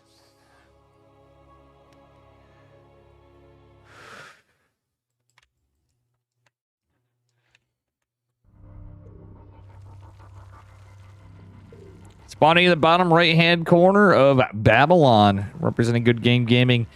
In the red, give it up for Rattata, our Zerg player. And his opponent in the upper left, representing Alpha X. In the blue, give it up for Estrella, Mr. Max Angel himself. He is up a game. And can he take it now, or is Rattata going to come back and bring us a game number 3? We'll see in Babylon. And I love this map, guys. Very beautiful map. I know I don't have the highest graphic settings on. I should probably do that after. Yeah, it's too late in the tournament now, but... Heck it.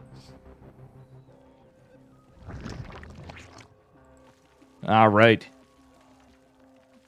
Do you have a hatchery going down for Rattata? Nexus first from Estrella. What?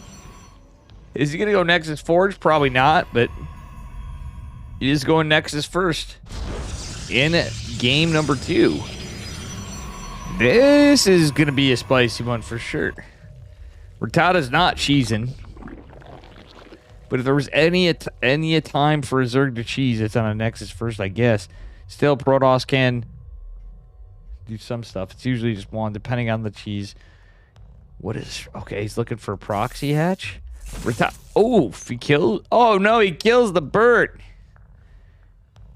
That was an American bald vulture, guys. Not a bald eagle, it's a bald vulture. Spawning pool's going to finish just, funnily enough, just after the gate.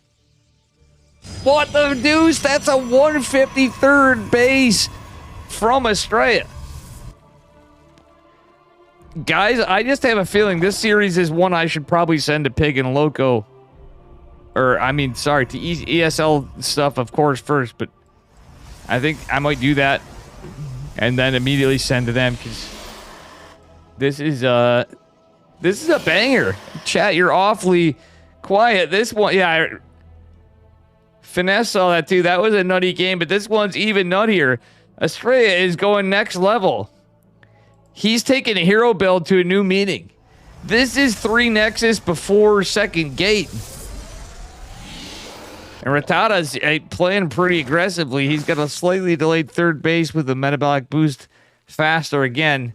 Still, there's this is easily wallable for Protoss. My God. I would steal this if I was not in such scrub MMR. Actually, I am going to. I've done this before. Ratata's got to be shitting his pants now. He's like, what the hell? Or he's just happy. He's like, I'm just going to cheese him. He's like, I can just link flood the hell out of this guy. But still. What Estrella's even sending his one adept across the map to scout. Is going to see there's a third base a little delayed. I think Estrella's right on it. It's going to be a roach porn. Okay. Yeah, Ratata's just going for big ass push. Estrella going for 2 more gates. No tech.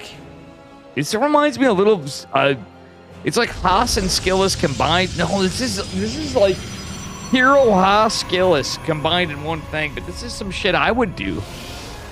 Estrella's been more and more inventive lately, but he basically just put this base in extreme jeopardy. Taking it that fast is all that happened. Ratata just it was a little bit unfortunate, but Estrella's just now getting warp gate. This is 400 minerals down really early in the game. But maybe he forced out what he want. I'm confused. He didn't drop a shield battery after. A little bit of, oh my gosh. That's a very crazy play. I don't think Estrella's got a shot that well this game. He's got a robo coming. What? So a probe, an adapt, a stalker, a pylon, and a nexus walk into the bar. 775 minerals, 75 gas for just 3 lings. I ain't no mathematician, chat. But I will tell you, that is certainly not worth it. I played a game on my own. It was nutty too. Nice, Senju. Nice. But this was 3. The third Nexus went down at 150. What the bit? Okay, Adept's gonna get canceled here from their Psionic transfer. We got a Robo Bay coming down on a War Prism. I do like this. You know I like my disruptors, though they've been nerfed or not. If it's a roach heavy build and it is scouted. I think Estrella did kind of set the pace. Is this kind of like a nod to Florencio? Okay, Overseer's gonna see this. The problem is like, there's a lot of problems with this. The big ass observer. See how big this observer is, guys? The very large, but return to its original speed observer is out from Estrella. And he's going for his second third. This time on triangle. Ling is in position to scout it. The Overseer's out anyway. There's going to be a lot of adepts and a disruptor to come with the forces, of course. That Robo Bay, he's going to have another one come. He's going into Stargate. Double Stark. What is this build? This is so crazy from Estrella. He's going double Stargate to follow. The depths aren't a way to, defend this, but 3 are going to warp in. Deflecting some of this. Oh! The Nova catches a good amount of this roaches. This game's thoughts. Khalil reconstitution finish for a Zerg. And more disruptors. You know what Ratata's going to do? He's going to go into Aspire. Guys, just hear me out. It's a 3-base Protoss, which it's in jeopardy. He's going to hold it. There's a big push coming regardless of a lot of the roaches fell before. There's still a lot of Ravs here. Adapt's going to finish the shade, jeopardizing the base. If he goes double Phoenix after, that would be so incredibly big. That would be like the biggest mind game ever. Well, not the pretty close, though. Like, at this level, this is a series. Estrella is definitely quite a bit disadvantaged, but still, I'm out there, Jerry. this is I'll nuts. go over every minute. Yo, Noi, thank you for the 100 bits. You know, future reference, guys, if you ever have biddies, if you want a little TTS, you can type a message after. Thanks for the follow, Proud Dullum. This game is insane. I think I'm gonna send this to Pig after, too, because he loves Max Angel. Giddy up. Ricky D, thank you for the follow. This game is just bananas. I know I'm not the preferred caster for most, but I'm the preferred caster for some. Thanks for the follow. King Calvin as well. Wow, now everybody's coming in. Double Phoenix production. I called it. It is Disruptor Phoenix. Max Angel coming through with the minute 53rd Nexus that's sacrificed to the gods.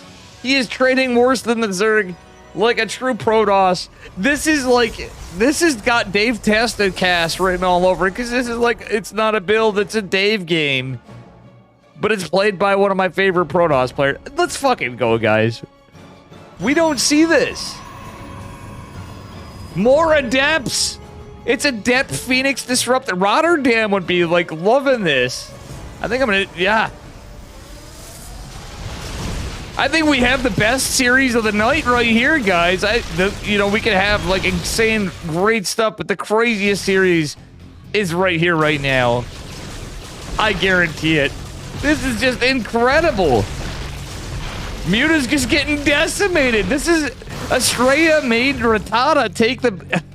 I hate it because I love both these guys in terms of wins. You hope for whatever for Buddy's ears. Okay, that said, Rattata does have the economic advantage. He's going into Corruptors to counter the Phoenixes, but the Corruptors ain't gonna do shit against the Adepts and the Disruptors. So let's see how this plays out. I don't mean to make it seem like Estrella just takes it, but anything's possible in this crazy game. Oh, wait, what? Rattata's getting confused. I think any Zerg would be confused. In this situation, like, it seemed like Rattata just had a big dub condition, but when you have something that cheeky of a 150 or sub 150 Nexus, I guess anything's possible. Disruptors are still out, kind of throwing a... Wait, did they just throw the Disruptor? He's so many Adepts! There's one Disruptor left. Estrella's chilling on 3 bases. It's setting up for a 4th. There's so many roaches out. This is a meme army. Chat, this is not a build. It's a build, but it's not a build. I feel like this is what happens when... Oh my goodness. What are we watching? He got his ass kicked in the Open Cup. Yeah, I mean, that happens sometimes for Hupsea. Guys, make sure you give Hupsea a follow as well, too. I don't know if... I've not seen Estrella stream in forever, by the way, too. I hope he's streaming this, because this is some silly stuff.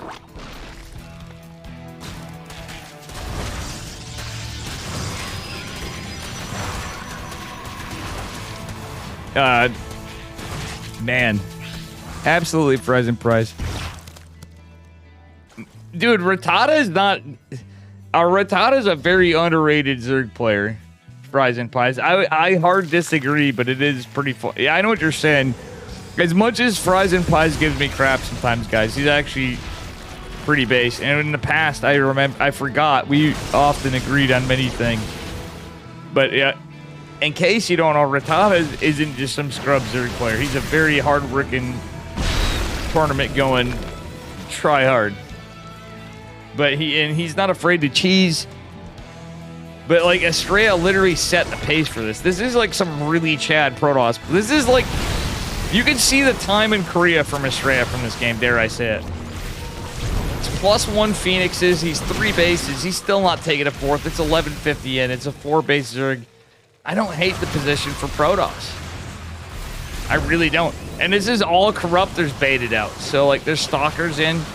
If Estrella gets to a 4-base economy and takes down the 4th, it's just like he's actually headed toward GG as long as he keeps it in. But the game's still going. Rattata's losing supply. Adept's actually, yo, that would have been a huge Nova. But he does get the 4th base. Estrella trying to take the 4th, but he can't. It's only Phoenix is back here. Oh my God, Estrella's gonna jump on the Queen. There's a lot of Lings coming out, more Roaches. This is a scrappy game if there ever was one. I wouldn't have hated a Colossus. The War Prism's going down low to the Corrosive Vials. Very crazy stuff. This game is insane. This game is absolutely bananas. Oh my God, Nova's trying to find some value, just missing the Ravagers. Again, the Purification Nova has been returned slightly, just ever so slightly by 0.025 of a radius, which, I'm sorry guys, who gives a shit?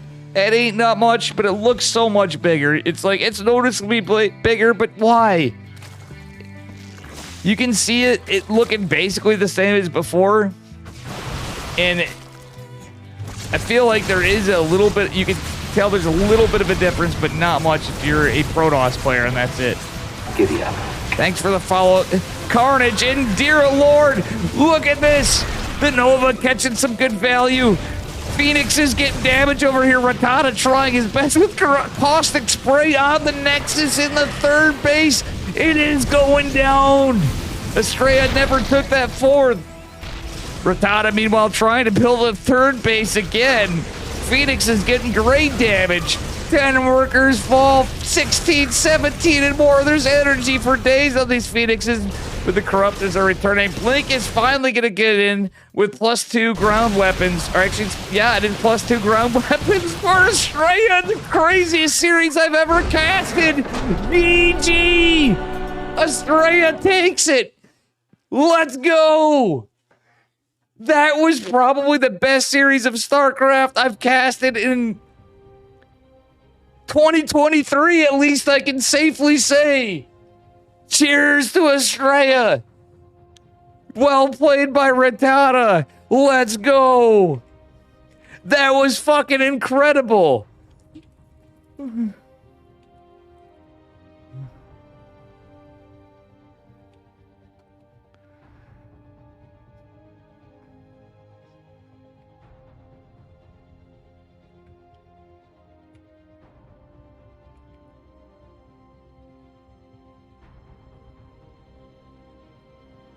Best fucking series.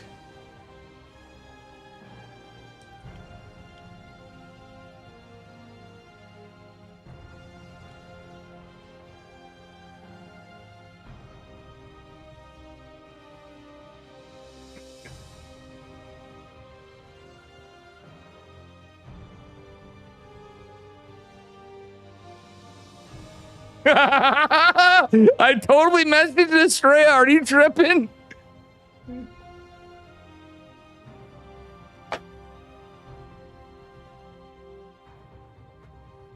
My God, that was the coolest StarCraft I've seen in some time.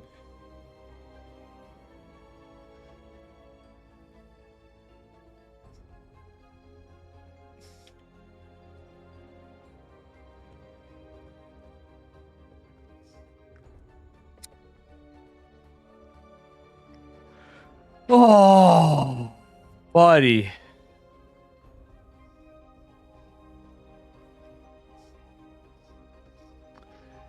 Jesus Christ, that was a crazy, crazy series.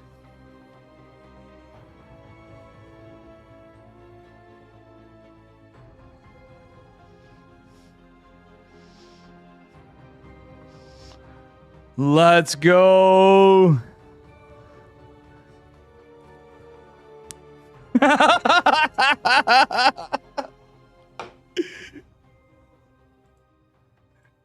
Oh man, I feel bad to Rattata. I do owe him much because I feel like a jerk. Because Rattata knows he's a good friend of mine. I think he's, but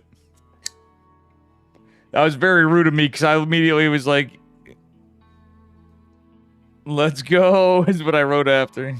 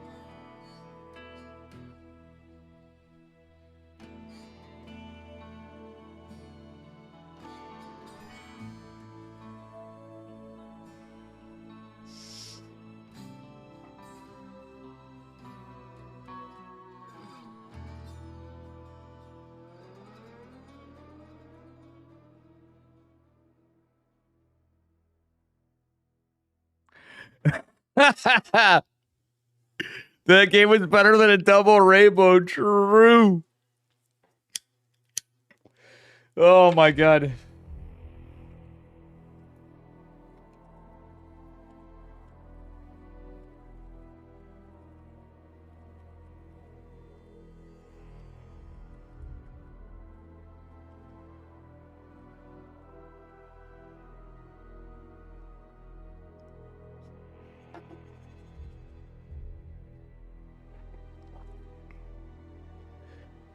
Man, this is a night for StarCraft. What up, Space?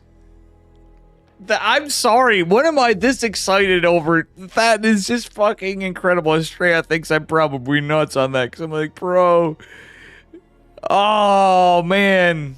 We just made a lot of content creators happy really fast. Oh, God.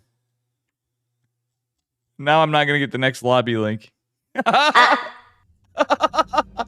Deserve. I'm joking, guys. I don't know.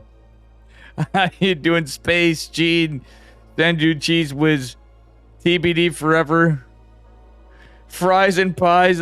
Come on, guys. That was some good-ass StarCraft. And thank you again for the follows and the bits from Ganoy, Genoy, the Proud Dallum, Ricky D 172, King Calvin. Yeah, we can go into Hub stream to make him feel. I can't just end my stream right now, but yeah, man, Hub has no reason to be upset. I wish Hub could cast with me on his own stream and be incredibly based. Hub is fucking awesome, dude. Hub has his moments to other people, but usually to me, you know, it's just like he doesn't like Drunk Dave. We love Hub. You know.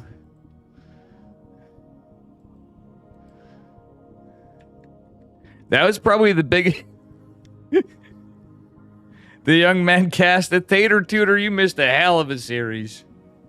Oh, God.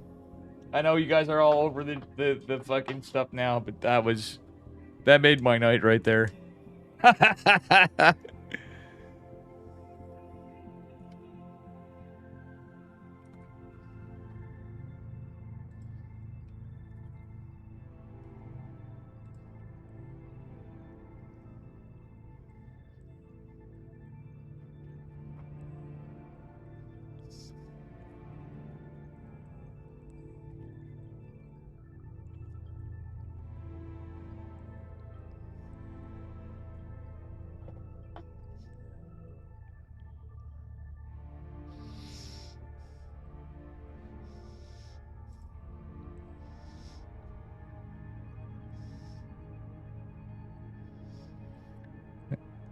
Dave is nuts? Yes, exactly. I'm nuts, but I'm pretty sure Pig would love the shit out of that. He is a huge Estrella fan.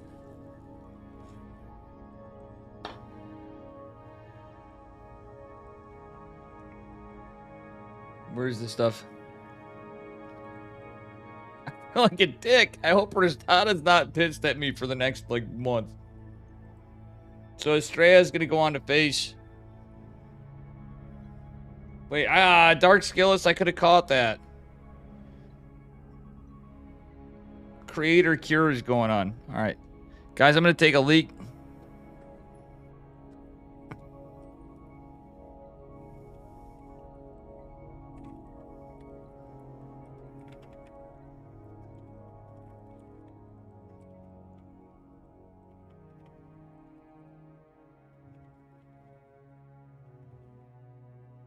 Shit, we're missing the Beyond side, but you know what? We're gonna follow Max Angel because of how fucking incredible he's playing, guys.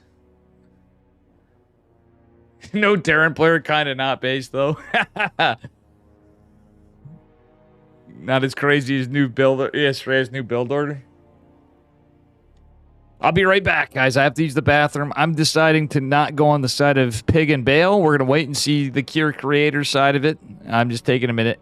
And we'll be right back.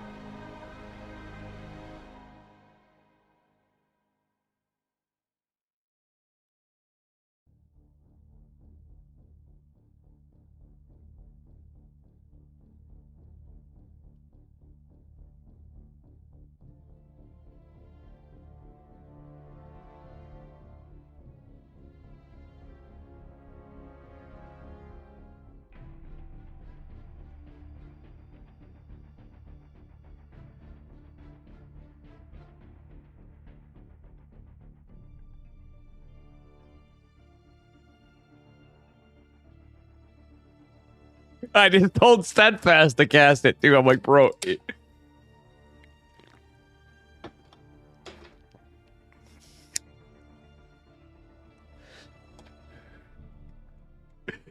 Let's go, guys. We got great StarCraft tonight. Let's see who we have next. It's going to be... I don't know what's going on with Cure Creator. I want Steadfast cast of it, too, to be honest. Steadfast would be dying. Like, he's going to be laughing his ass off at that fucking second game. You were worried about my blood pressure? Nah, man. It made sure I was alive. We were good. Oh... so fucking good. That is the game of 2023 so far. Unless anybody does anything more. If Australia can pull that stuff out any higher, it's crazy. You gonna run in and Stop and Shop Fisherman based? Let's fucking go. This is crazy.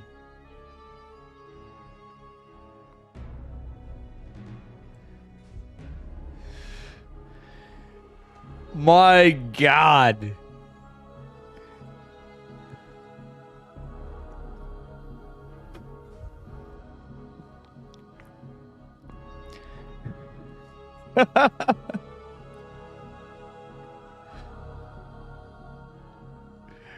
This is why I love doing this shit. It's that stuff right there. I called it. You go on the side that like other people don't, and you sometimes get lucky. Even if you don't blind scout this.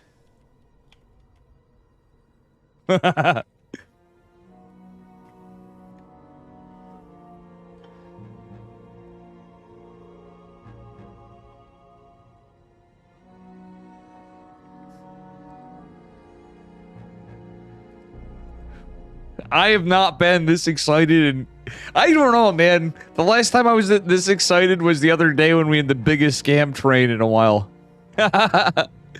You guys always make me happy in chat, but like, God, that was just fucking great. Let's go, guys. I don't know what we have next, but it's on the Cure Creator side because that's where I thought we should go, doing the civic duty of StarCraft. Just keeping you busy with no games. We're going to put on some music because I don't care. This is Australia right now. So right now I'm putting on DJ Dave.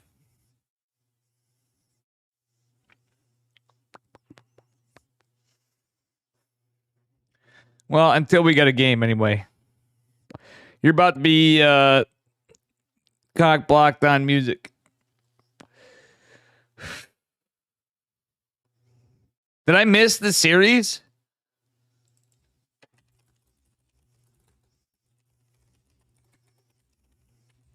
Ah, fuck it. We missed it. You're going to hang with Dave for a bit. Yeah, it was.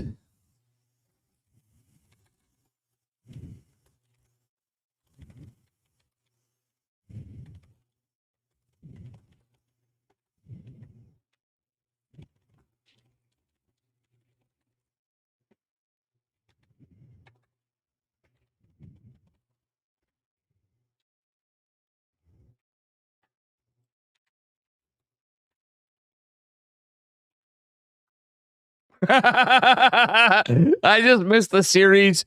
You guys got to hang with me for a bit.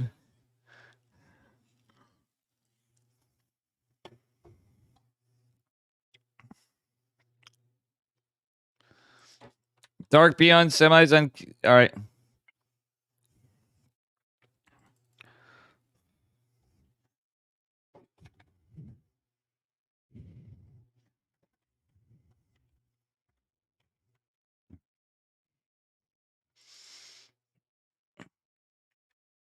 Going to Dark Beyond.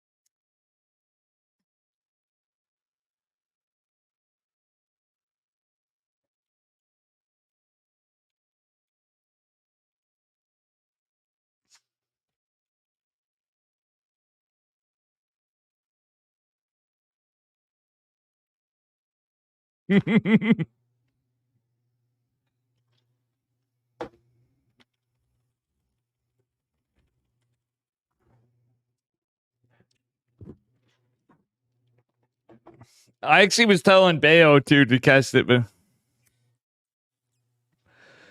Beowulf, his new nickname is Mr. House. All right, we got Beowulf, or we got Beowulf. We got Dark versus Beyond, Beyond versus Dark. Sorry, Beyond versus Dark. Correct order.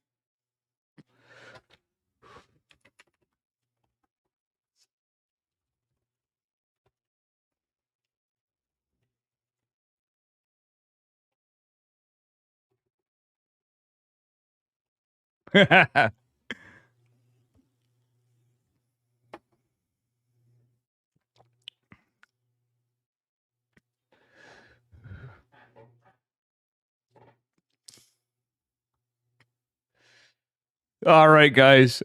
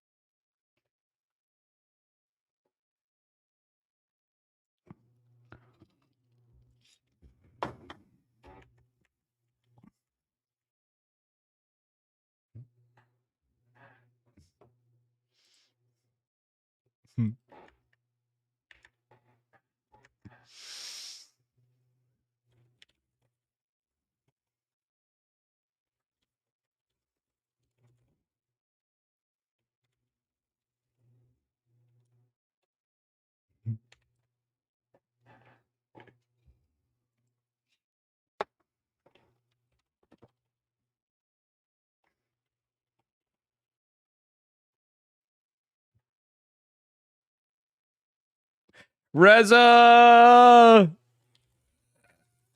Sorry, guys. Big battle cruiser operational.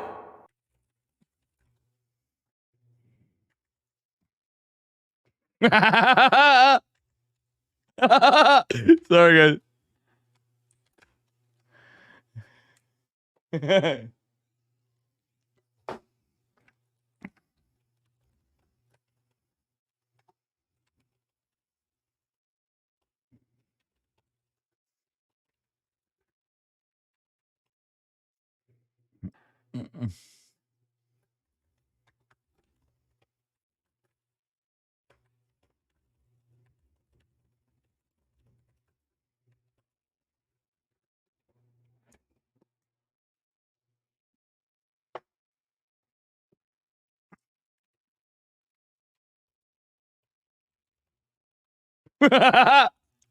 What the fuck?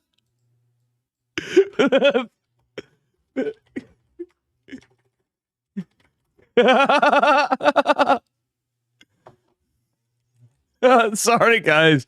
I should show you.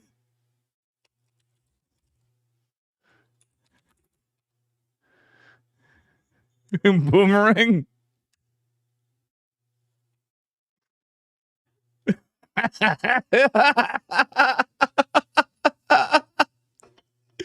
Jesus Christ. When you get it, sometimes. Same.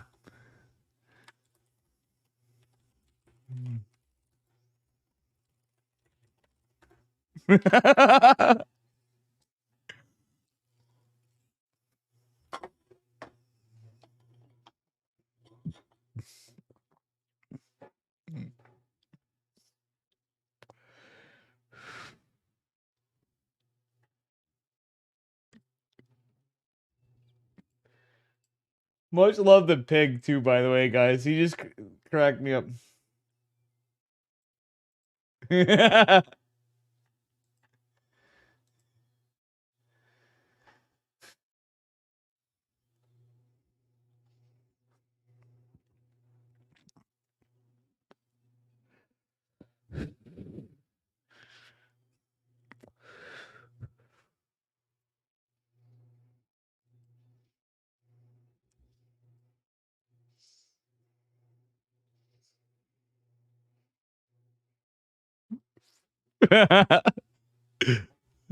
I'm gonna pee real quick because somebody was pooping. They literally said they were pooping.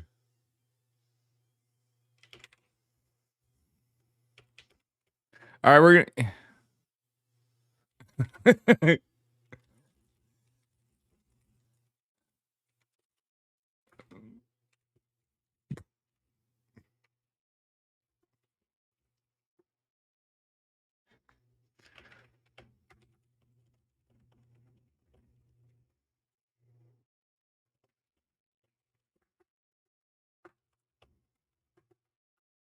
All right, we're changing plans. We're going to fucking.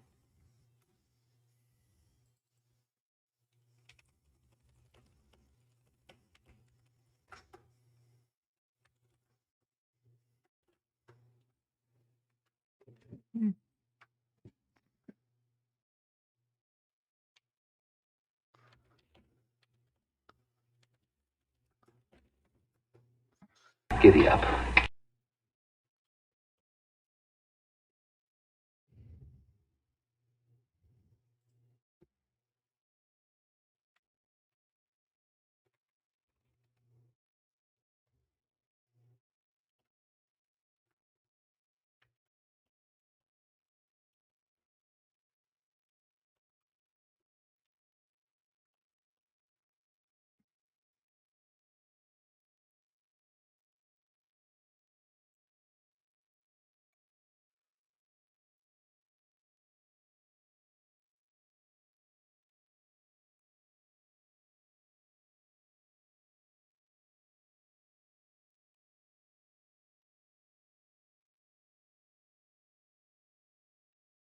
Fuck, we need creator cure side.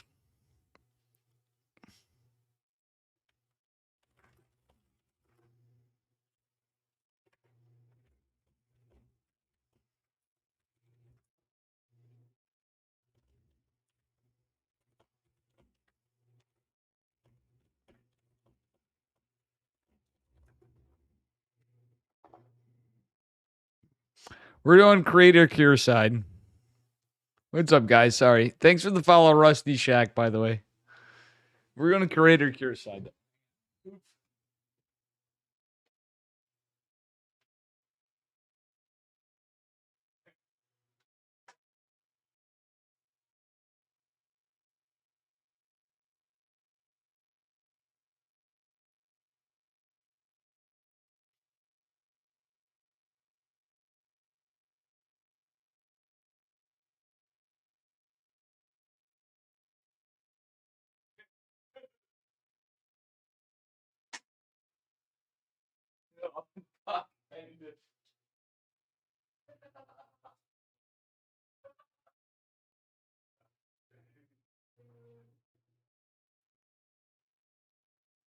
Laughing and lunacy here, guys.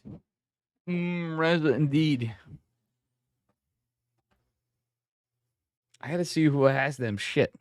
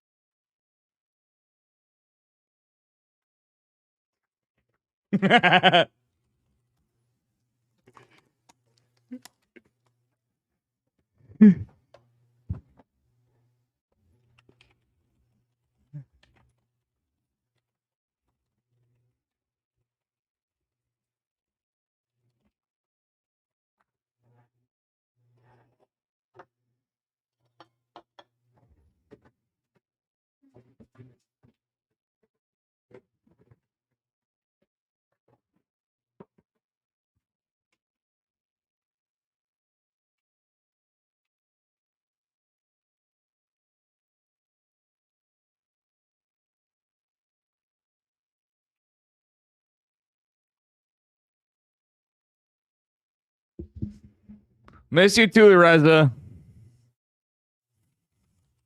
Big battle cruiser operational.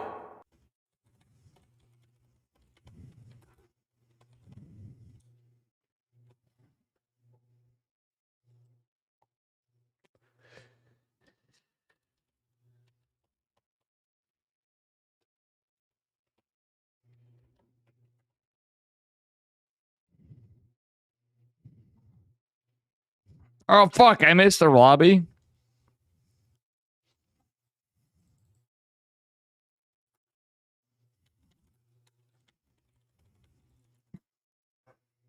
Fuck me. I missed lobby.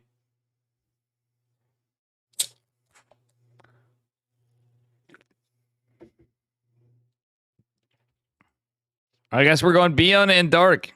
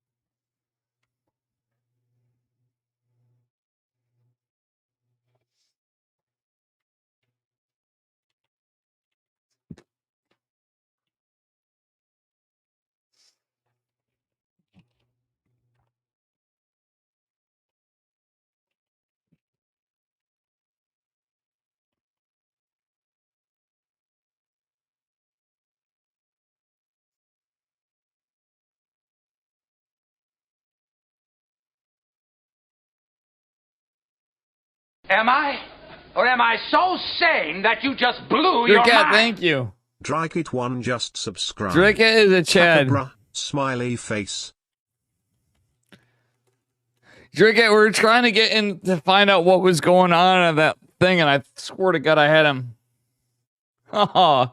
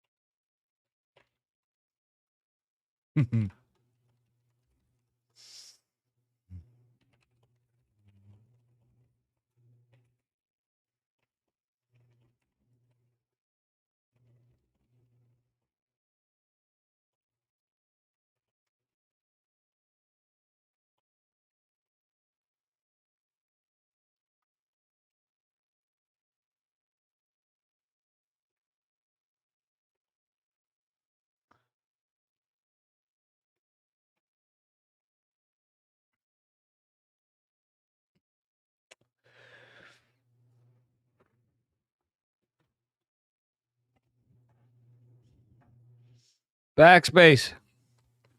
The logos on that last song were good. Blue Moon, yeah. We're going into our next game, and I can't have the music on, but I can have the music on. I won't be in the YouTube, but I don't want to introduce this and do this. Actually, we're going to do it too. You know what? Because of that, Reza, I'm doing this for you. Guys, we're going to do something that's a little illegal. We're doing it anyway. Not because I wouldn't get in trouble for it, but probably will. We're going to do it. Going into game number 1 on one of the new maps. This is for Reza. We're doing the intros a little different with no music.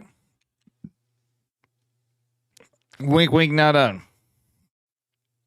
This is game 2. I think Beyond had game 1.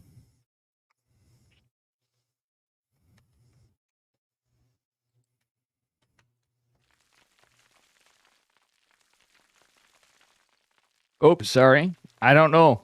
I don't know for sure, so we're going to leave it here. Spawning in the bottom left-hand corner of Royal Blood. And the red, give it up for Dragon Phoenix Gaming's Dark. He's just swagging here. And that's right, cats. Give it up for the number 1 King Cat himself. It is Shopify Rebellions. Being in the blue. You guys never saw this, chat. You never saw this, that I did this. That was for Reza with this song. Cuck me once. Cuck me twice. Cuck me 3 times. We got a Beyond versus Dark game, and this is how I introduced it for Reza. And we're going to go into it, into game music very soon. We're going to switch gears. Real quick, guys, by the way, if you like this stream, exclamation mark YouTube. I'm going to do it for you right now. How you doing, Backspace? Need some YouTube subscribers, if you don't mind. We just hit 150 today. I know it sounds crazy, but anyway, we got a game going on here, and I can't remember the score. I'm going to say it's Beyond. This is not actually the score. I forgot how to add the best of 69. I was giving 1-1 on best of 69 because I missed it. Because I was a little spaced out because we had the best game of the year so far. No, it's game 0. I'm joking. I wanted to get you guys going. Every caster is waiting too. Still, I'm not alone. All right. Well, now it's gonna be a 1-1-1 from Mr. Beyond with the Reaper Fast expand. Nothing too crazy dark. looking pretty standard here as well. It's going all right.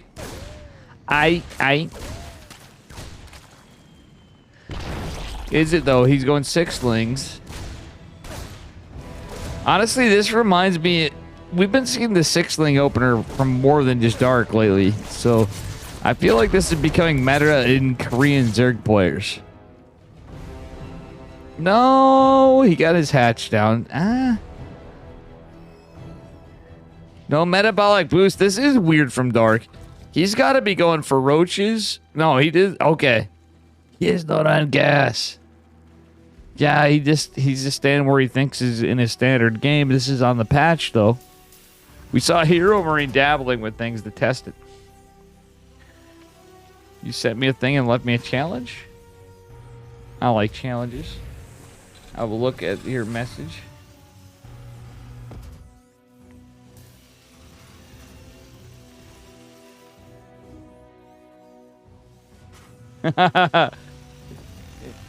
Yeah, dude, you got me beat by a long shot on that.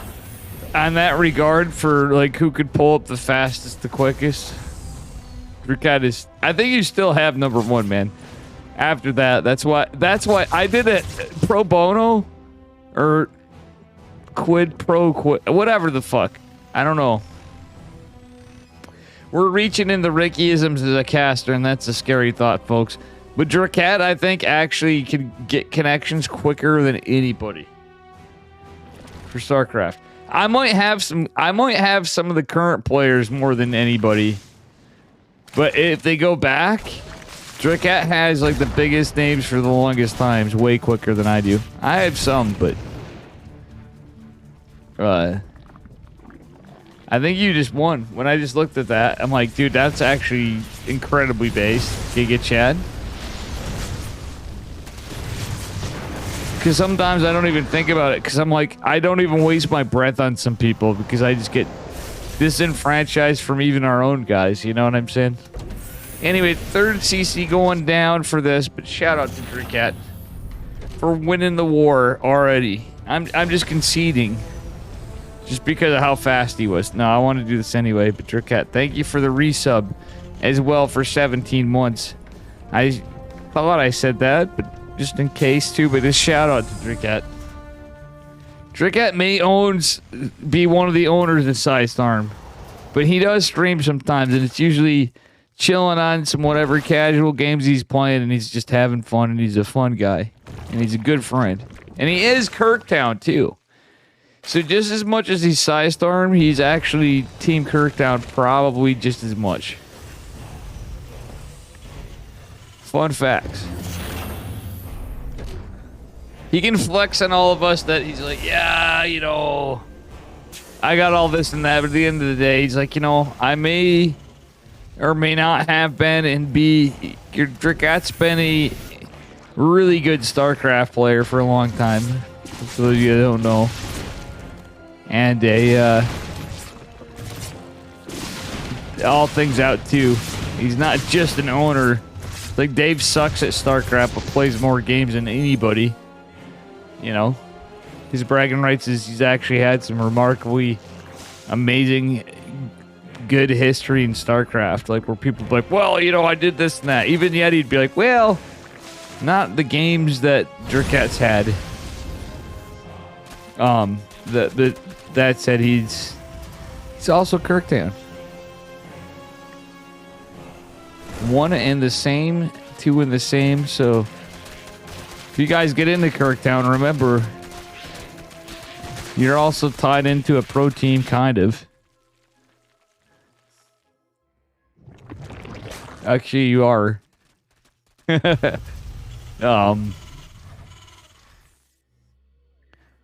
But that said, this is an interesting build. It's not really an interesting build from Beyond. He's going to 3 more racks.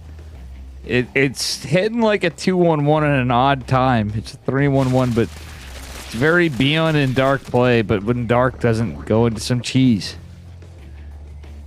I hate to say it, but that's basically where we're at. We're into a macro game. And I'm like confused because 1-1's finishing up for Dark, and I just started talking about the game at 7 minutes in. But Bion's got a upgrade advantage. I hope he's not capitalizing on it, but that doesn't always matter. It could. At this level, it could. He's going for a timing attack. He's going into an oh no, he doesn't have his armory. Okay, his armory's finishing up. He's going to go into 2-2 after. Hive on the way from Dark, not surprisingly. And he's got 2 macro hatches. What is this game? We're already off to an incredible game from Dark and Bion. When Casterman's brain decides to get into it, things can happen. Chat, I love the shit out of you. Well, we got some StarCraft and doing my brain cells. About split it 3 sides to an atom and a freaking nuclear reactor. You know what I'm saying? 3 ways to Sunday and binary fishing. And I only got 2 of them. All right. There was a Bane bust over here. Didn't catch. Wow, Bion had a hell of a wall to catch that. I missed that, but guys, that's actually pretty incredible. That said, oh, tanks and Marines trying to do the job. We don't really have much splitting, but tanks are pulverized, and honestly, it was the Banes didn't get as much. Let's look at the army supply. Bion's still taking the army supply lead, trading more efficiently. It's looking like a big map TVZ. Now, I'll admit it. I was one calling this to be a Zerg favored map sequence, but I think some of the spots in these things could be a Terran player's dream, is what Steadfast said earlier today. And I kind of am in line with his thoughts as I was watching games play out earlier. And I've casted a bunch, but it was a hard-pressed tell. But I will say, I don't know how for Protoss, but we saw it with Estrella and Rattata. And I'm not saying like Rattata's the favored player with Estrella Rattata, but they're pretty fucking close. Like, he is in terms of grinding, but like new maps and new stuff and that jank wall. I think like Estrella played like a Jedi freaking. He just used Jedi mind tricks. So that's why that game went that way. But I'm just saying this stuff because it's new maps and shit. Oh my god. Bion doesn't even have to split yet, but he's losing a lot of tanks. That said, a lot of Zerg is falling into this, and most of the Banes are falling. But no, there still was some. Oh god, there were Banes for days. Banelings, still one lives, but the Banshee, not gonna give. Oh god. Banelings for days. Now the Ling reinforcements is coming in. BN probably feeling a little stressed here. Is down on supply.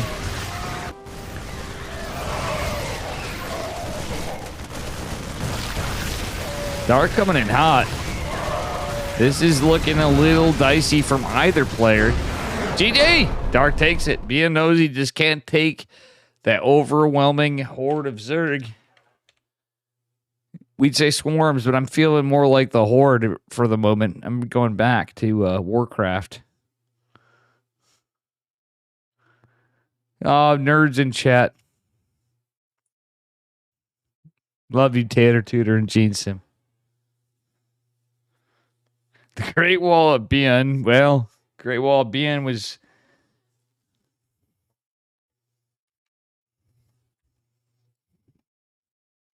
You know? That wall was more loved by us.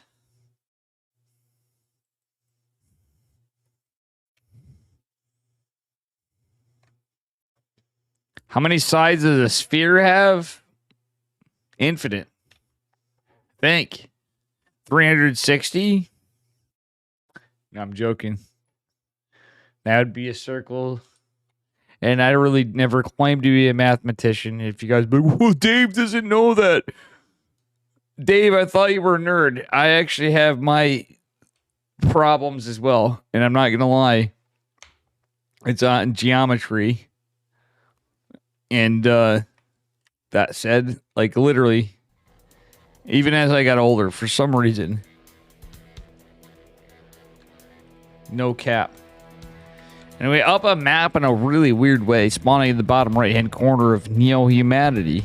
Map made by Omni Skeptic from Platinum Heroes. It is Dragon Phoenix Gaming's Dark. I know that was an interesting introduction. And its opponent in the upper left, representing a Shopify Rebellion. Can he come back a map and go into the finals like he has sometimes lately? Is it be it? Yeah, we're still representing the holidays with that Pog scroll because Casterman's a little old and behind. Dark going to take triangle third. Well, no. What? It's the map. It's just as natural. I keep forgetting. This is such a weird map. Of course Omni would do this map. So guys, just a fun fact. Omni Skeptic is totally not biased. Grandmaster, low Grandmaster, and a Terran player created this map. Omni, I love you, but I get to flame you in ESL. This is great. No, we always appreciate everybody making maps. And I was saying nothing but pride for him, but now that I see this,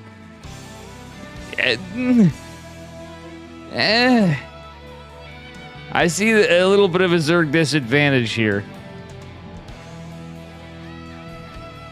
And even though I'm so bad at the game now, I don't even think I have a main race by MMR at the moment. I'm joking.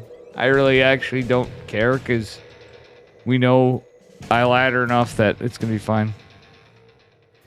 Holiday Pogalope. Yo, I should make a Pogalope. An antelope that pogs. That'd be pretty based. Should I do that, chat? Press 1 for antelope Pogalope. Press 2 for nopealope. It'd be nope. Just Dave Testa. Gene Sim and Tater Tutor, that's actually a really good idea. Alright, anyway. We don't have sound on because I played music before and I somehow did this, so let's get this on. Well, Reaper. Getting denied. Better fights for a Zerg player for a moment, but is it? Ooh, great micro from Dark. I think that was a little circumstantial, to be honest. Still, oh my god, no, that was incredible micro from Dark. Even Beyond with his Reaper had to deflect. Took a little bit of ambitious fights. Dark had 2 Morlings again. Had an early third, though, this game. So a little debate yet again. Delayed metabolic boost. So that is Ling speed to Layman.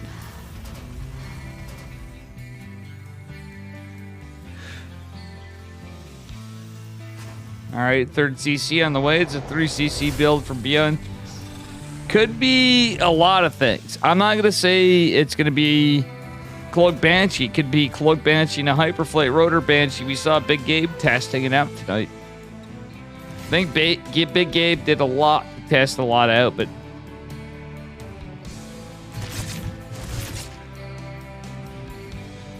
I got to, give a little more respect to Hero Marine, but geez. I just wanted a high back. I didn't get it, but he gave me lobbies fast, so I'll take that. By the way, guys, you ever see Big Gabe fans in chat? You tell him Brother Dave loves him. I'm not going to hide from his chat because I'm a Protoss player anymore. I love Big Gabe. When you meet people, it's extra good, but when his chat's toxic, sometimes, to Protoss players, Some of his stuff's memes. But, anyway.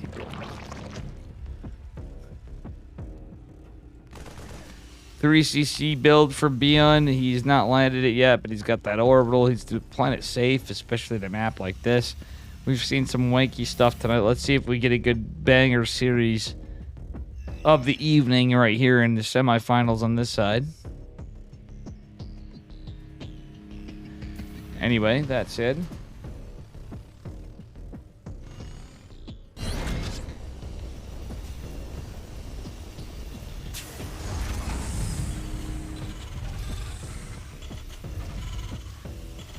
We'll see what happens.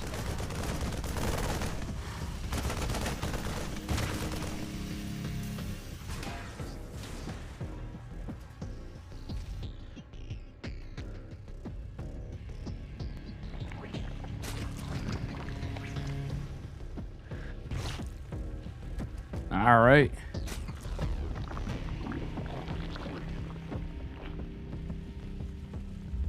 Well, on which side of Earth are you? None? Earth is not flat, or is it? Earth is clearly not flat. Gene Sim, if you ever got into that, anytime you wanted intelligence points, pretty sure you'd go down flat as bad as I am at Matt. Any flat earthers here? I know Gene Sim's not a flat earther, but he's proving a point, I have a feeling. I hope. It's not even a point of contention, but unless it's to do with StarCraft, because it is a flat Earth in StarCraft. Kappa. Well, I wasn't talking about anything for a bit, and I apologize. What do we have going on here?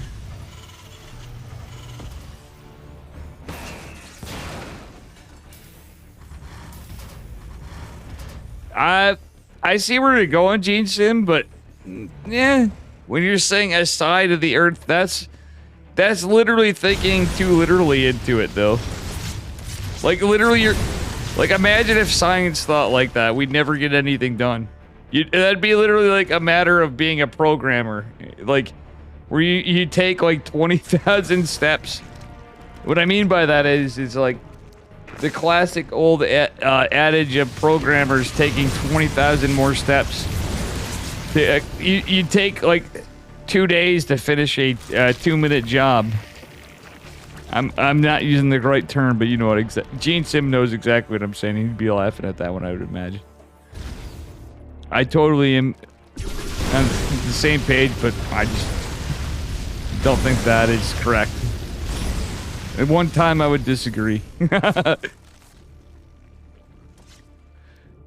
That could be a language barrier thing, maybe, or no.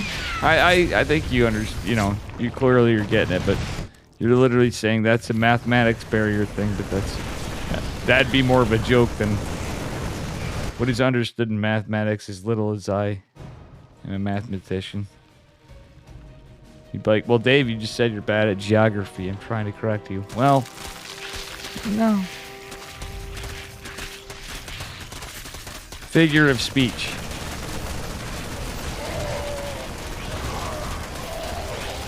My God, this is a lot of links from Dark. Is Beyond just gonna fold? Like a laundry right here. This is crazy.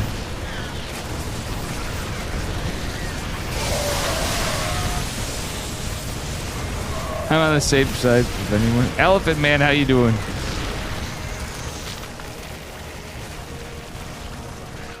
Elephant Man, oh my God. Yeah, this is devastation. Did Bien losing a CC? I think he did.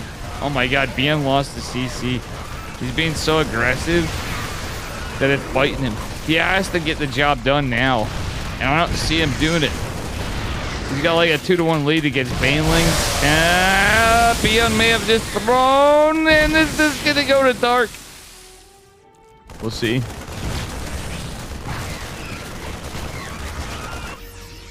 This is actually a banger of a series right here. You know, I was busy talking to chat. I was gonna not read chat. So Gene Sim, before you get mad at me, in chat before I mention his name again, or any of you, Tater Tutor and stuff, an Elephant Man. Follow Elephant by the way. He wants to get Twitch affiliate last time. Please do.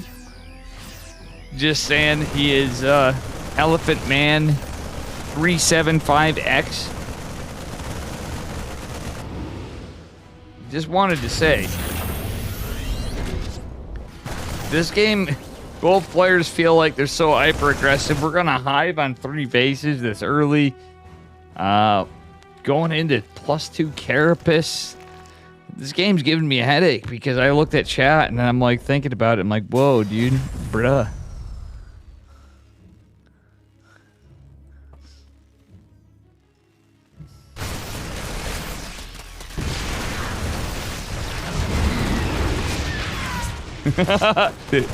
You guys are awesome. I just read this again too.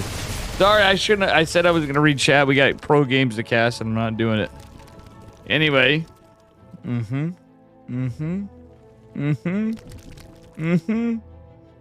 Army supply 80 to 64. We do have 2-2 coming. What? 2-3 coming for B. What a weird game. You guys are talking about we're having semantics over flat earthers and sides of the sphere. Sides of the sphere or not, this game's defying StarCraft. Except for Dark's been expanding on this side now. He's gonna try to take a fourth over here. Really weird game. New Humanity, not that big of a map, really. Just I don't know. It's the angles and the pathing seems weird. Shout out to my buddy Omni, but seems a little strange. I kind of like it, and I kind of don't in some regards. It leads to some cool shit, and I did cast Slip Chip and Warlock on this game for like an hour. Not too long ago, guys. In an earlier test of this map.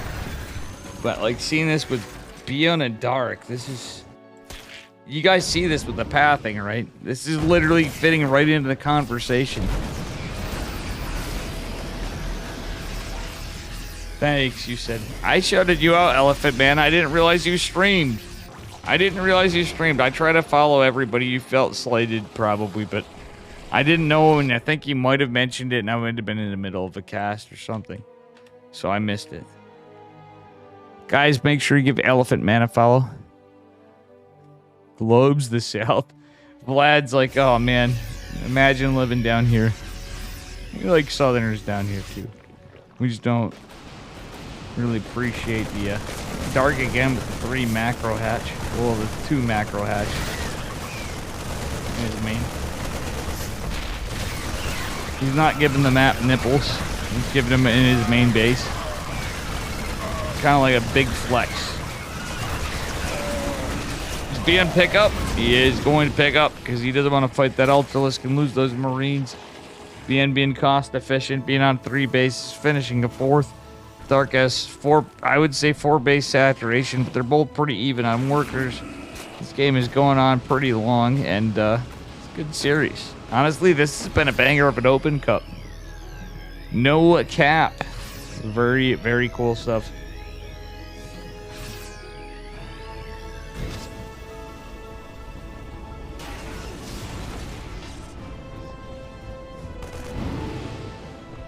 Anyway. Guys, was I wrong about the series I casted before? You did confuse me. You did confuse me. Much love, chat. But you did confuse me. Gene Sim is not wrong. As this game confused me now, too. I had to go into casting mode, and now I'm like, I can't even do it. This game. It's pretty straightforward, but it's something we haven't seen. I don't know. We don't really catch a lot of these here.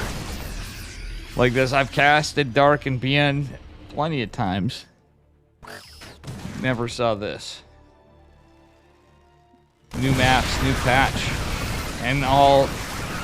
Literally not much changes other than small Ultralisks and... Not really that big of a difference. The timing of them, it's not like anything that would impact it because there wasn't a high number of small Ultralisks or anything notable with them yet, but we'll see. Oh my goodness.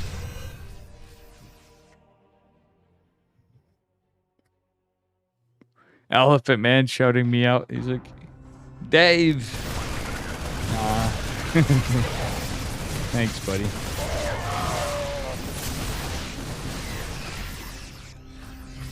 We're gonna mod Elephant Man because we're doing mod unmod this week. I need to remember this. This is something I'm actually gonna follow through with. Oh my god, Widowmine's doing pretty decent-ish. Except for lots of friendly fire too. BN losing a lot, but he's still taking the trades in terms of supply count.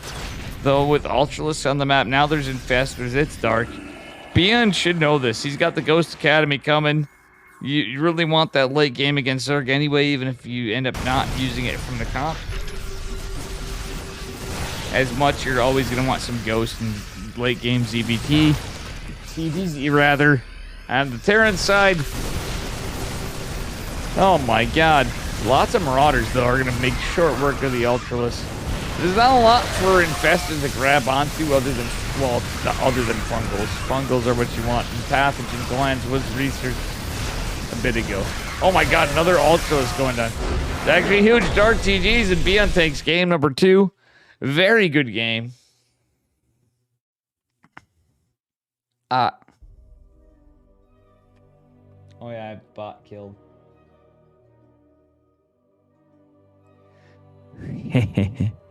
I'm just gonna say it. So we're going on to game 3, I believe. Wait. Are we?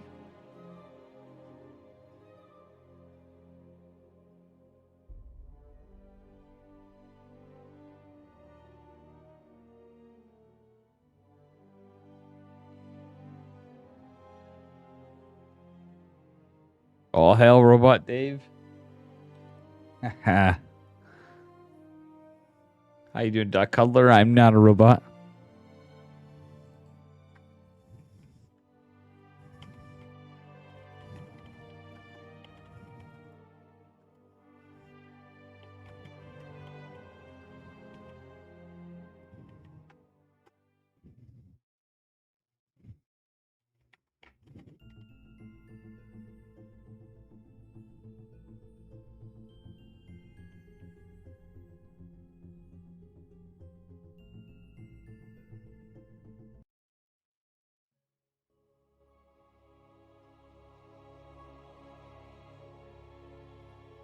Saying Savior trying to get spoilers.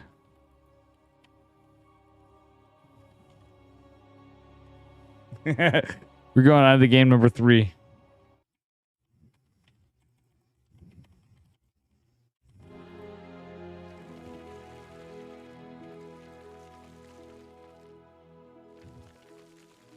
Anyway, here we are. We're on match point. It is 1-1 on this side of the semifinals. Spawning in the bottom right-hand corner of Grusfin. In the red from Dragon Phoenix Gaming, it is Doc. And his opponent in the upper left, representing Shopify Rebellion. It is Bian. I thought I closed the bot. Oh, God. I had everybody forget the bot was open until I opened my mouth. Whatever. As fun as that stuff is, and it trademarks the channel kind of times, you know. It does have its place when you have professional cast, and you're like, well, Dave, you're not professional. Well, you know, are we? And then we, you know, nothing we can do better here.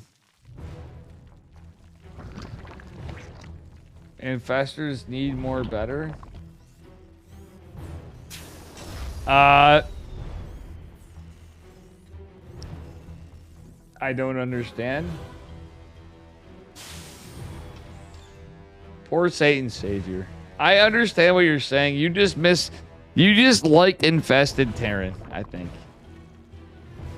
Satan Savior, it's okay to say it. We are Duck Cuddler. We are crafting the stars. We're doing good. We got a bunch of crafting of the stars going on here. And we are on match point.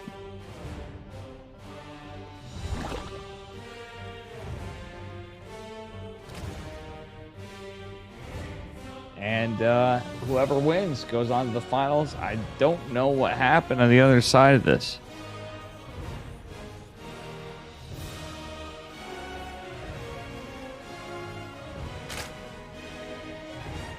Though cool in what they were, I think they shouldn't have got rid of Infested Terran. I wouldn't have hated it if they kept them in and just made it so they were nerfed. You know? That probably would have made Zerg a lot happier, but there's ways they could have done that, I feel like. But Not hating that stuff. The question mark. Question mark war. Let's go.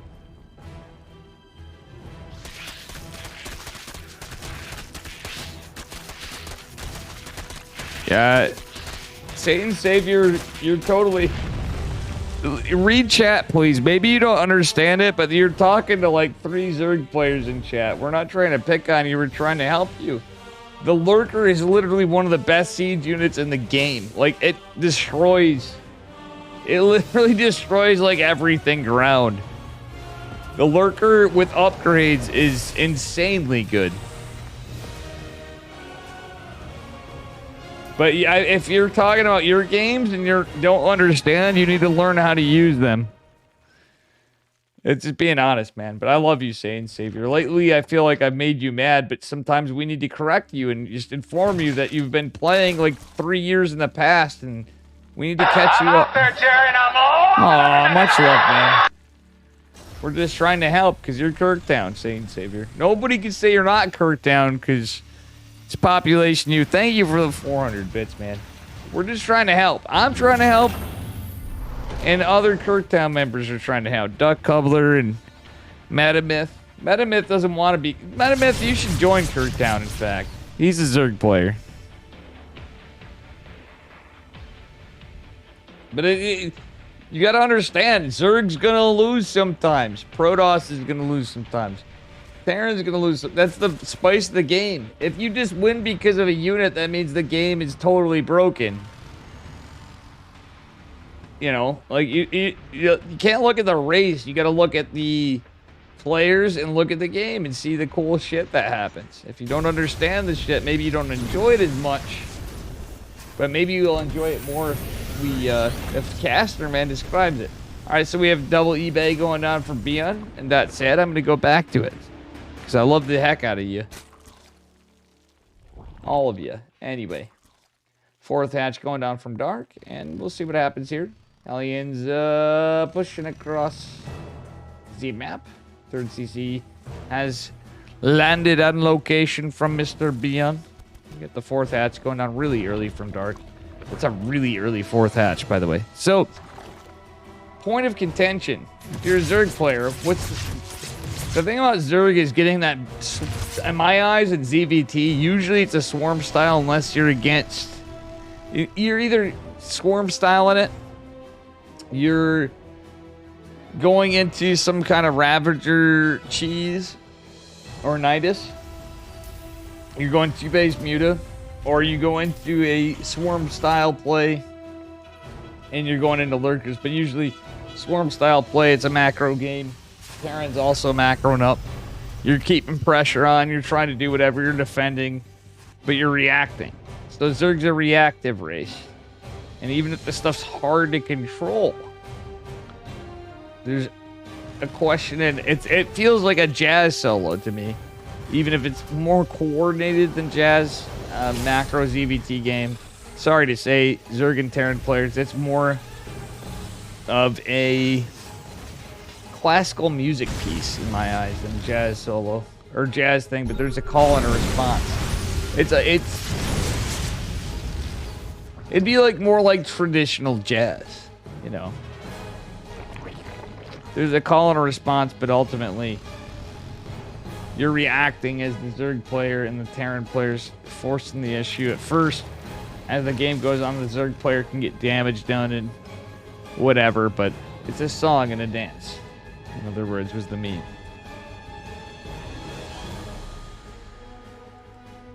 But by design, Zerg is supposed to be the reactive race. It's just how it was built originally. And it kind of trickled down and became that more and more. The cheeses dictate the game sometimes by just winning. So, that said, I hope that helps. Okay, both Widowmine Trigger. That's actually good play from Dark. Beyond getting a little surrounded here, and this is what I'm saying. It's a Langbane bloodbath. Let's take a look at the units chart. 40 Langs, 14 Banes against 33. Marines, a couple more Widowmines coming out. So Beyond is going to play the Marine, actually it's going Marine. He has the Hellion still alive, so they're going to gain some longevity. He's going Marine, Medevac, Widow Mine. Presumably into Ghost, but our Zerg player is going to stay on Ling Bang. Lurker, friendly, fire, and quit. I kind of wish there was, like, to be honest, that's one thing that Zerg doesn't have. That when so if you're complaining as a Zerg player, I just want to say this, guys. It's actual facts. I don't think about this unless I'm raging on ladder when I'm streaming for you guys, which is all the time when I'm streaming lately. But truth be told, point of contention, Zerg is the only race with splash damage that does none of the splash damage does friendly fire. So lurkers don't, unless you accidentally A-click. Banelings don't at all, period. Disruptors and siege tanks do friendly fire. Colossi don't. Disruptors and siege tanks. Anyway, beautiful. Actually, that was pretty good trades for Dark. BN got, I'd say, a little sloppy. He traded pretty efficiently, but Dark did a pretty good job. I think BN did trigger more Banes than Dark wanted to, but still, that said, look at the army supply. Dark is ahead. Dark is posturing for an assault on the third base. Good Sim City over here for a bit. That's so many Banelings. So many Banelings! Emotional damage. Speaking of emotional damage, it's a 4 medevac drop, though not fully loaded. Fourth one only with 2 Marines. We'll see what happens here as everything goes on. And, ooh. Does the Marauder die? Look at Marauders. Look at Terran. Look at Zerg. Oh my god. So many units, so many Lings. Not so many Banelings, but so many Lings.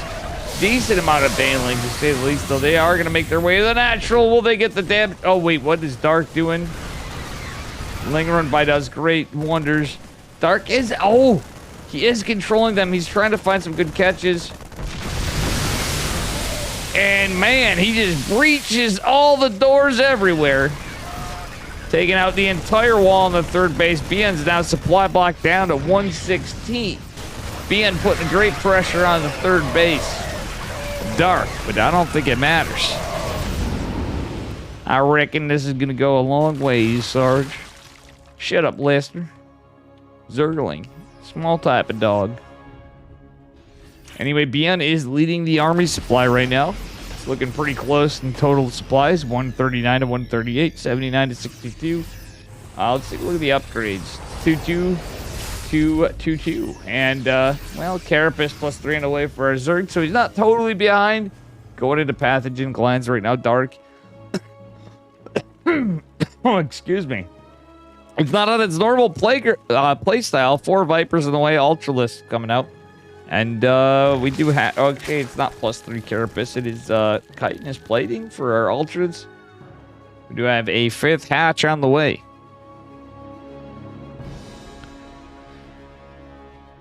You didn't know Disruptors friendly? Yeah, they do. They kill anything in path, including your own army. Usually most Protoss players...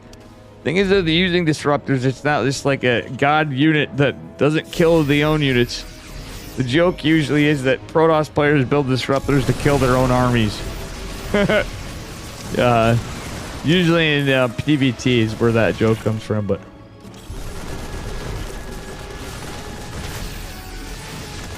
Anyway. Widow Mines do friendly fire too, by the way. Other than siege tanks, I should have mentioned that. As we all know. Oh my god, look at this. There's carnage everywhere. Trades gotta be crazy here. It is in favor of Beyond. Beyond is getting the favorable trades, but Dark's done such a hell of a job on the other side of the map. Just not getting as much so far, but he is retaining bases. Actually, let's look again. Only 1 hatch falling. Dark's... It's 12:37 in the game. So, like that said, there's just a ton of action here. This is an incredible ZVT, guys.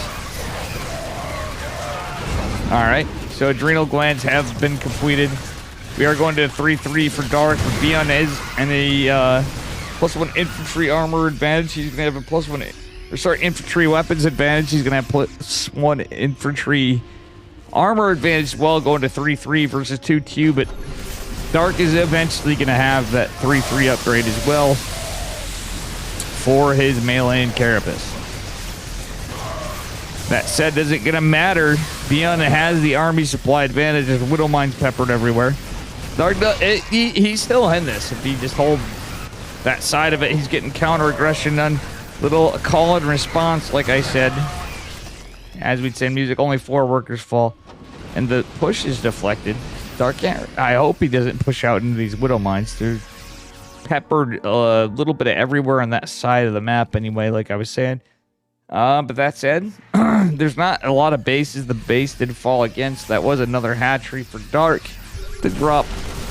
We'll see what happens as Bien continues his assault. Bien at 121 to 86 army supply. Personnel cloak is finishing for Ghost.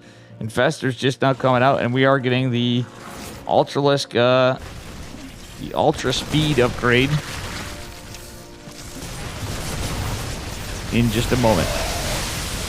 Forgetting the name for the Smaltralisks, because, you know, they were nerfed in size, but actually it's a buff in a way because they can fit through gaps a little bit more and they don't clump up as much. The Smaltralisks are in this game right here.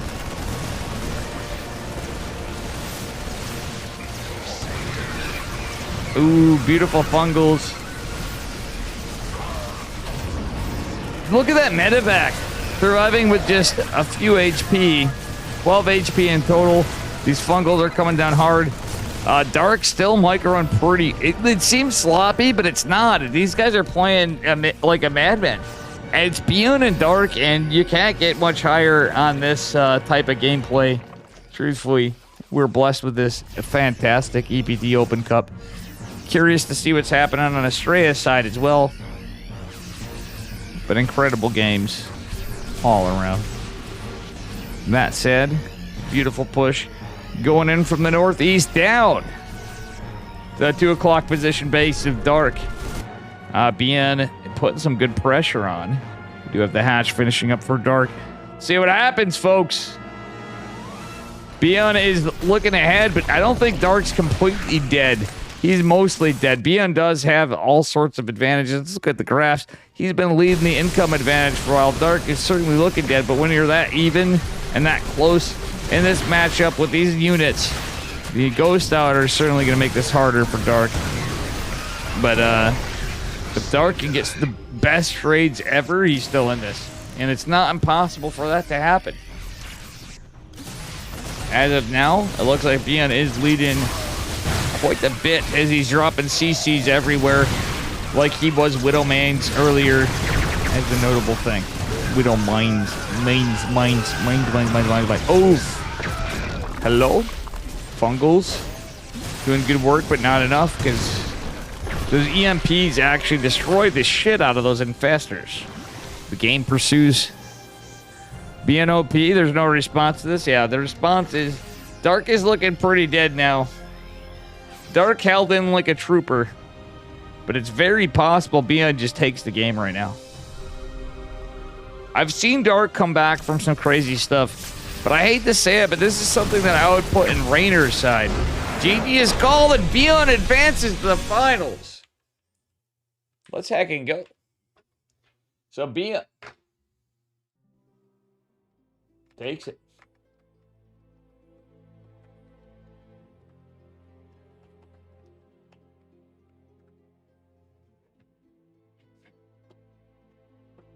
It's a burp, buff nurse. Thank you again, Satan Savior, by the way, for the biddies. Satan Savior and Magic Turtle going.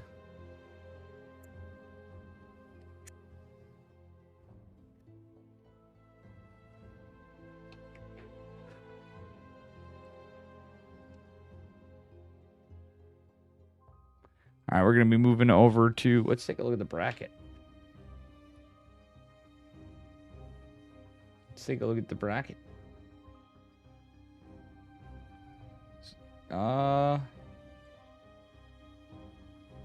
Cure versus Estrella.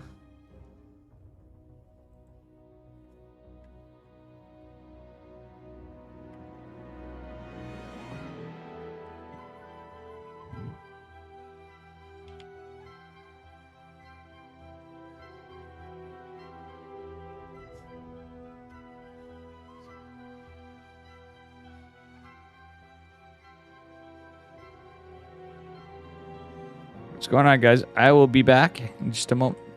I need to find out where we're at in this series.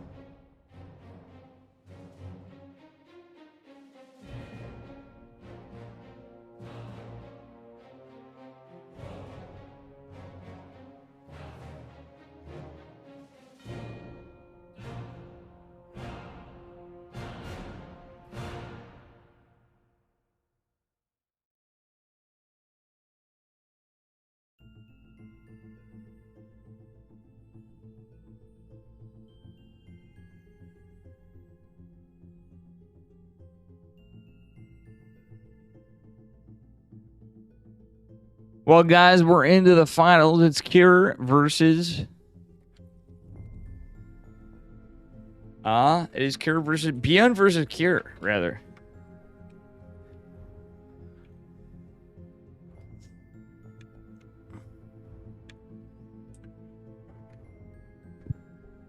Little scuffed camera work here. Nothing we can do better. Well, who cares?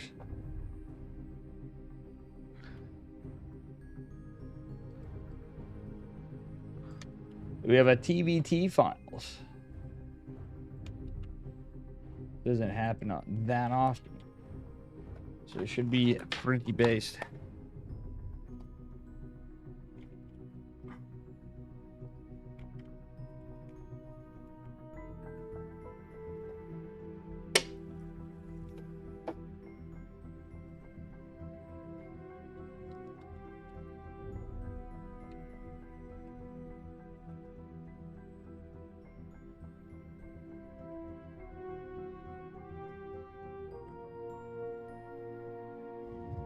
BN versus Cure finals at TVT finals.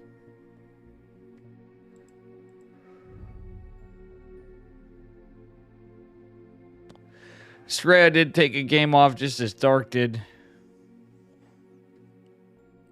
Buff nerf. Yeah, true. Buff. We're already on to our first game.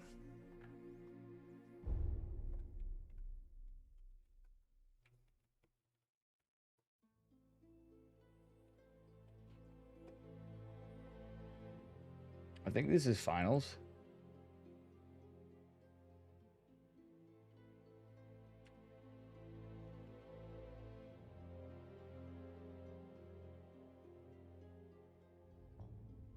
Yeah.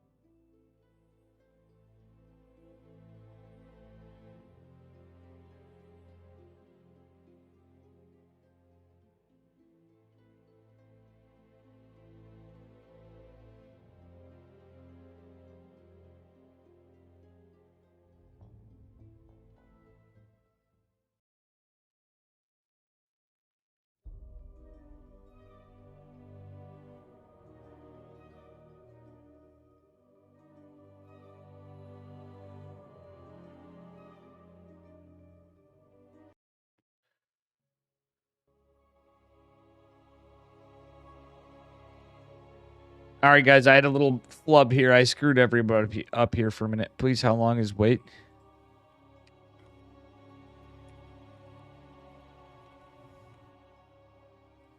Cardano outreach.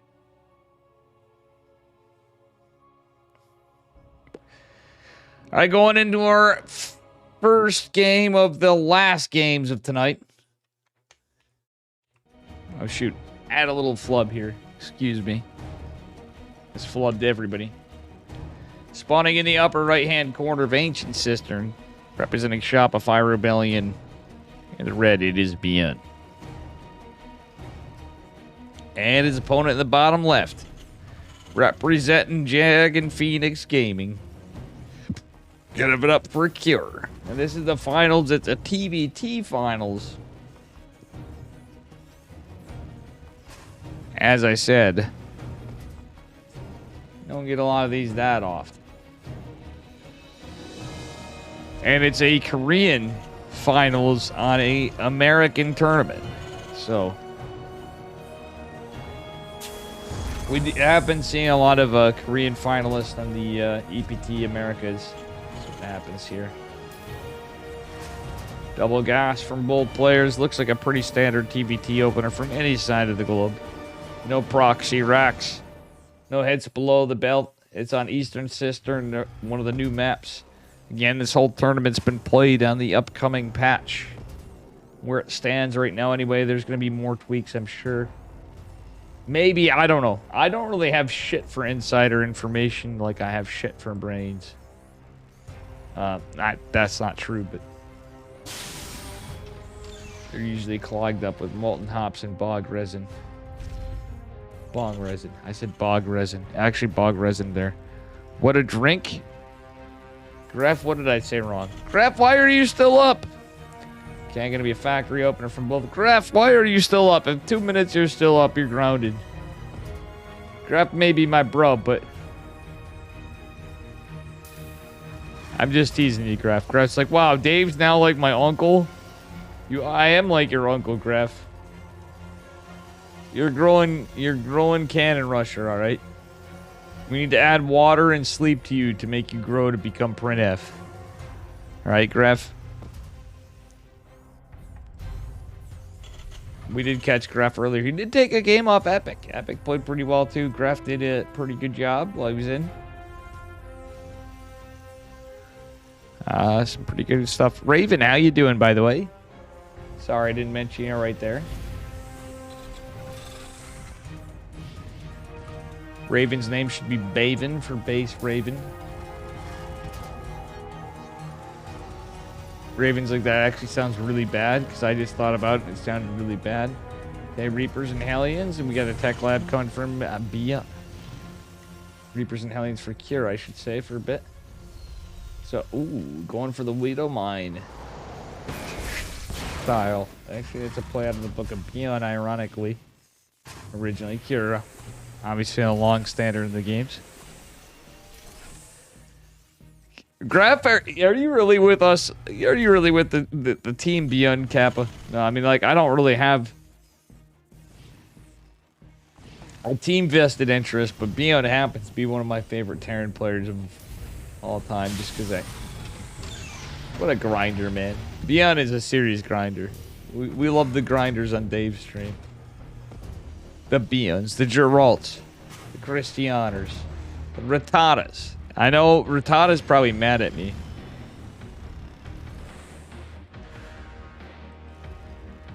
But, still.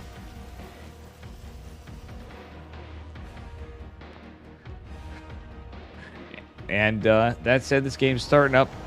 We got a Raven in a tank and has some interesting stuff to point out. He's got a theory that the new patch buff Korean Terrans. My buff is the finals is Korean Terrans and the TBT on the NA EPT Cup Americas number 158. You might not be wrong. Imagine Terran. Also on the Dave stream it is. You don't want to sleep? Don't you got school tomorrow, buddy? I know, Graf. Graf is laughing. I'm glad. I'm glad I get a laugh out of you, Mr. Graf.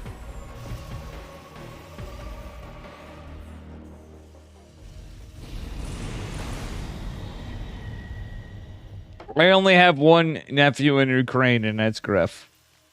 By the way. We got more. Yeah, it's looking pretty standard. Kira's going to be not aggressive. Okay. Both players taking a defensive posture. But I'll be honest. I can't. Wait. I don't know whose position I like better other than Bion has his third CC. Army supply looking majorly in favor of Kira. And Kira's not going to hit together. He's kind of playing defensive like he's been taking a really safe third, but Bion is going to have that third faster.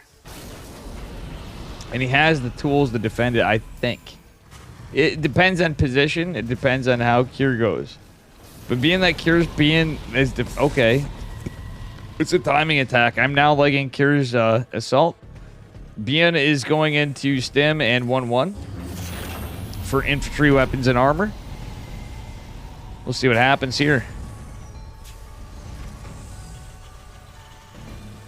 I guess, yeah. I don't disagree with that, Ann, but I've also seen Bien play really straight games. Bien knows so much. It's kind of like special, right? People like crap on special sometimes. But Bien, I feel like, has that kind of... That's a good way to put it. Actually, I'm going to stick with that. And like, Dave's going to steal this one. That's kind of partially why. Bien's micro is incredible, though. But he also has some pro micro, but he probably is wrist breaking. Revenge of the wrist. And now this is the patch, so the Raven won't have that 50 auto turret. 50 energy, that is. And we are just on it. 34. It's going to take 75 to get an auto turret. So all the boys are pulled from Bien. Third CC or not. Tearing. It's actually equalizing out quite a bit. Bien now at a worker deficit. 2 more tanks coming in. I think Bien... yeah, that's going to be enough to scare Kira away. So, Kira did his job to buy time for his CC, funnily enough. Bien didn't land his the whole time. He has more energy, but he's not been utilizing this for muling or building SCVs. And he lost a lot of SCVs. So, Kira takes the lead. But Bien is going to have a 1-1 advantage very shortly for infantry, weapons, and armor. Ooh, but Kira losing a Viking does take out a Raven. Let's take a look at how... There's no Ravens left from either player. Kira does have a Viking... Well, had a Viking lead. But now Bien at a Viking disadvantage in terms of damage. Bien going to be the counter-aggressor with few units. This could be a debate. I know I don't have the production tab up for a second. I just wanted to look at something. Which was the map.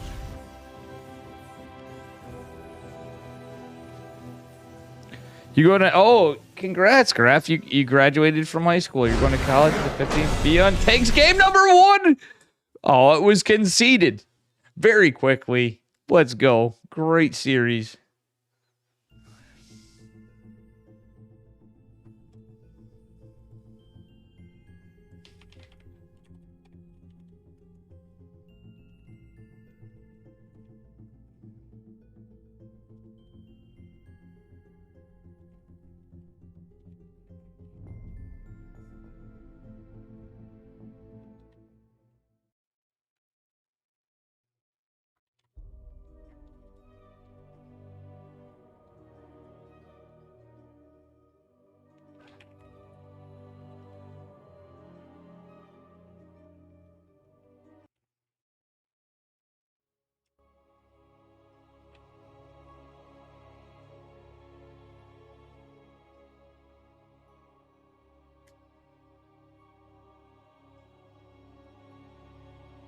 All right.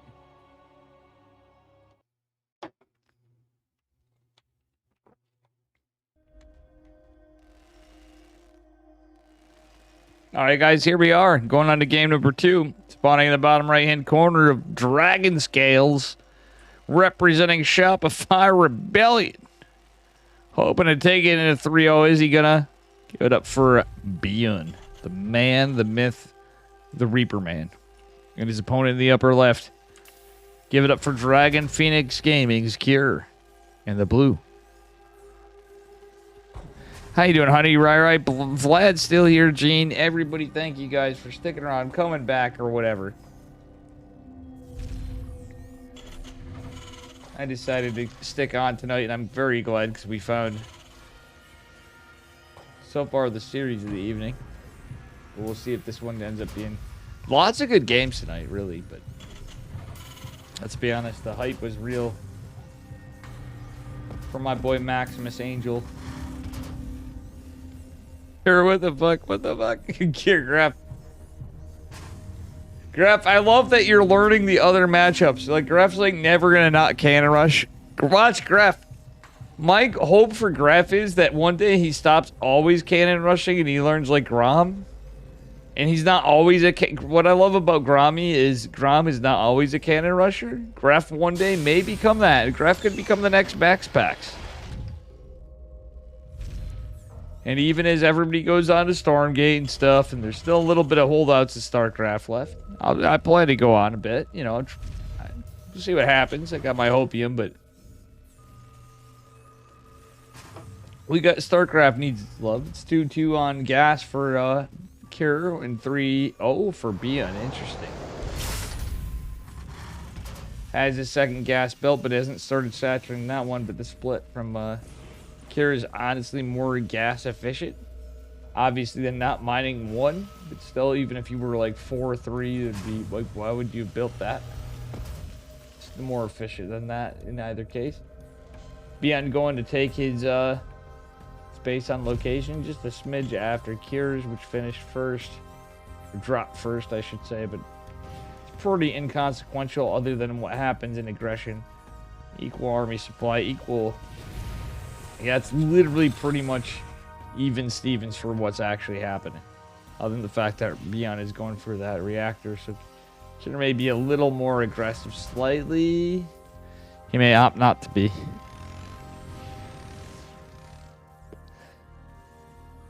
And is saying Bion had a lower army supply, but through superior tech in micro he won. True, it's Kirktown. Bion actually exercised Kirktown right there, guys. And I do have the bot going, so thank you guys for behaving. I'm gonna disable the gifts too. We can use it, but I'm gonna use it right now. Bion did this. Take him down to Kirktown. Bion did just that. I can have Yeti with me right now in a TVT finals. Yeti's dodging it. He doesn't want to do it. I was hoping to get Yeti on his. Yeti'd be my most reliable co-caster, I bet. I should hit up Saffron though, see if he wants to. Anyway. Wow, this is cleaned up. Ooh. Interesting trades. 2 workers fall, 3 workers fall, no more. And the Hellions and Reaper are failed. Bion does take the worst trades. That Cyclone comes in clutch. Getting 3 kills. Bion holds, and he is behind on workers. So, Cure doing some pretty good work there. Trading more efficiently. Does it matter? Not that much, to be honest. A couple workers will make a big difference this early in the game. But realistically, it's not that significant of trades. Like, if it was more workers, or we lost one of the power units from Bion, the Reaper, the workers did ultimately favor Cure.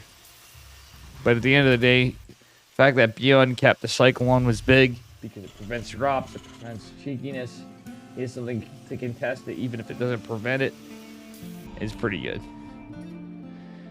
Okay, Cure is going to capitalize on this with his advantage and try to push out, it looks like. We'll see. Is he going to wait a little longer? Yeah, he is.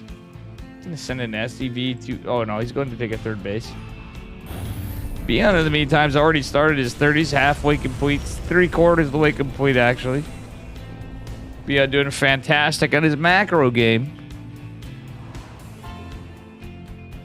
No, Gref's young. He's definitely going to move to Stormgate. Oh, I'm sure. Well, Gref will do whatever, but I bet you Gref might be a cannon rusher still. I bet you Gref will stay in for Uncle Dave sometimes to come say hi. I hope we have some players for StarCraft left. Even if they move on to Stormgate. Some will move on and stay. Like, they could become the reigning champions of smaller tournaments, which are the bigger tournaments. You know?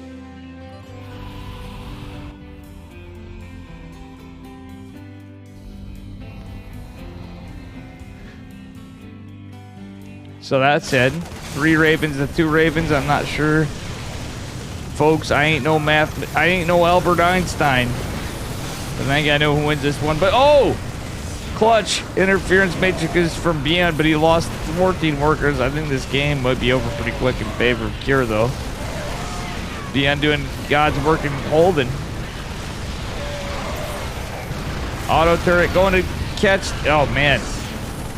Now Cure has that 3rd CC on location. Beyond can land this. Hopefully he doesn't concede. He's not gonna. He has a good read. He's down a ton of workers, but if you want, oh, Beyond, land this 3rd CC. That was the brunt of the push. Where he's down on workers, he literally needs this down here mining. But he didn't want to jeopardize losing it. So funnily enough, guys, why TVT is one of the more volatile matchups, okay, than most, and why people would say whatever. I'm going to say it is. It's stuff like that. Those 2 workers, the little differences in time.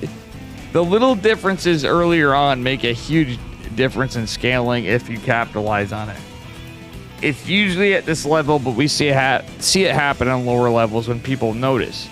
Sometimes people get lucky. Sometimes people don't. I'm saying as low as Platinum League.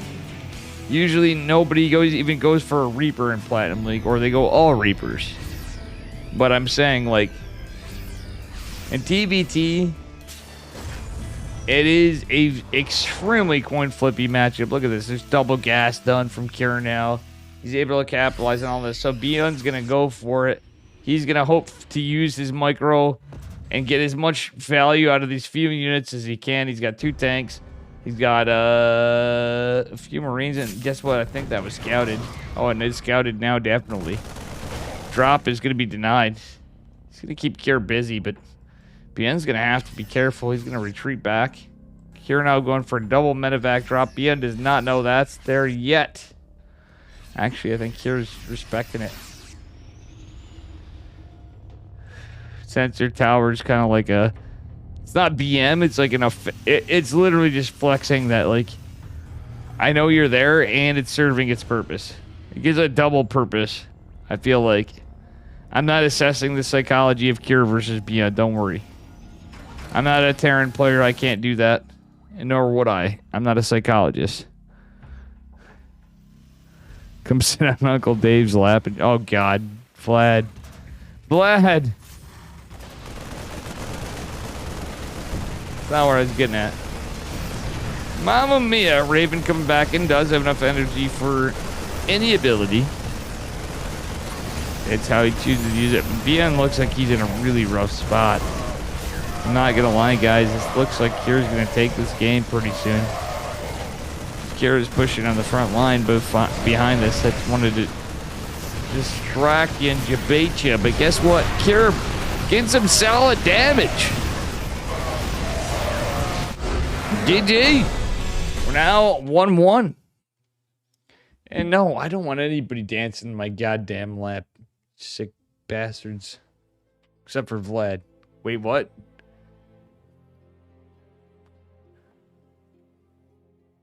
Did I say that? Imagine. Got him.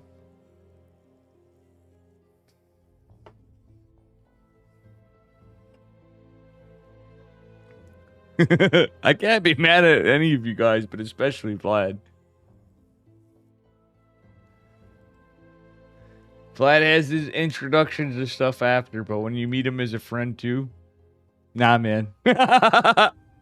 It's not about anything. Mayor factoring support out.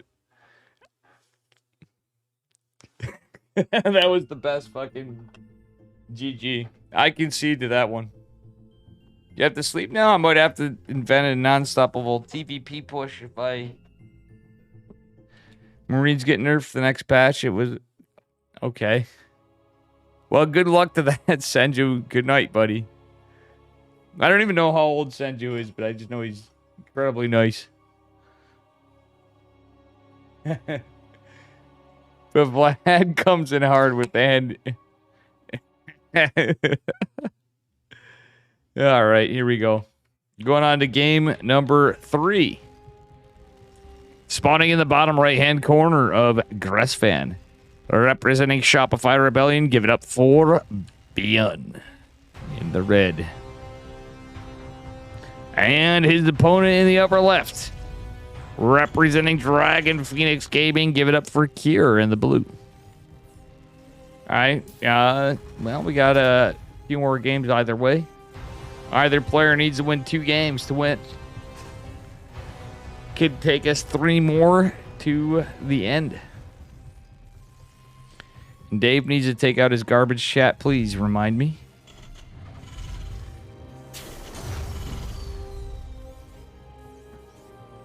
Please do remind me.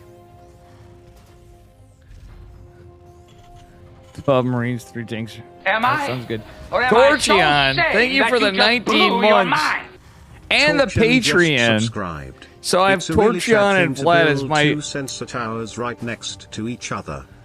That's good. I'm powerful and gentle. Ooh, boo. Thank you, Vlad. Too, but thank you, Torchion, as well. Torchion, also the other patron, other than Vlad right now. Guys, I'm going to actually push Patreon more than stubs. Fun fact. People are using dollars instead of Prime subs. I'll be like, guys, use the Patreon. I'm all about supporting Twitch a bit. Okay. They give us a platform that we're doing stuff on, but I might be doing it and I might incentivize it more. To be honest, benefit streamer more. So thank you. Thank you for the sub too, though. Both benefit the streamer. One more than the other, but the I guess subs do benefit the streamer too, because you guys get to spam those pog squirrels and other Twitch channels. You know what I'm saying? Twitch was ingenious with that from the get. Maybe things will change. Yeah, it is a best of 5, but it's the finals. Mr. And I'm saying how many games either player needs to win. Either 2 or 3. If one person wins 2 games in a row, they take it. If both players take a map, we go to a game number 5. Or a map number 3. Or sorry, game number 6. In a best of 5. Kappa. I'm joking. That was the fuck with you guys now. You're like, wait a minute, Dave admitting his mathematical errors and mathematical problems. Roger. I had a battle droid problem for a moment. Because you guys were calling me a bot earlier. Beep, beep, boop, boop. Only Ben twice. Yeah, I know. I did get a little amped up there when I said the best, the 6th map was actually for memes. Because of that end. In chat, just so you know.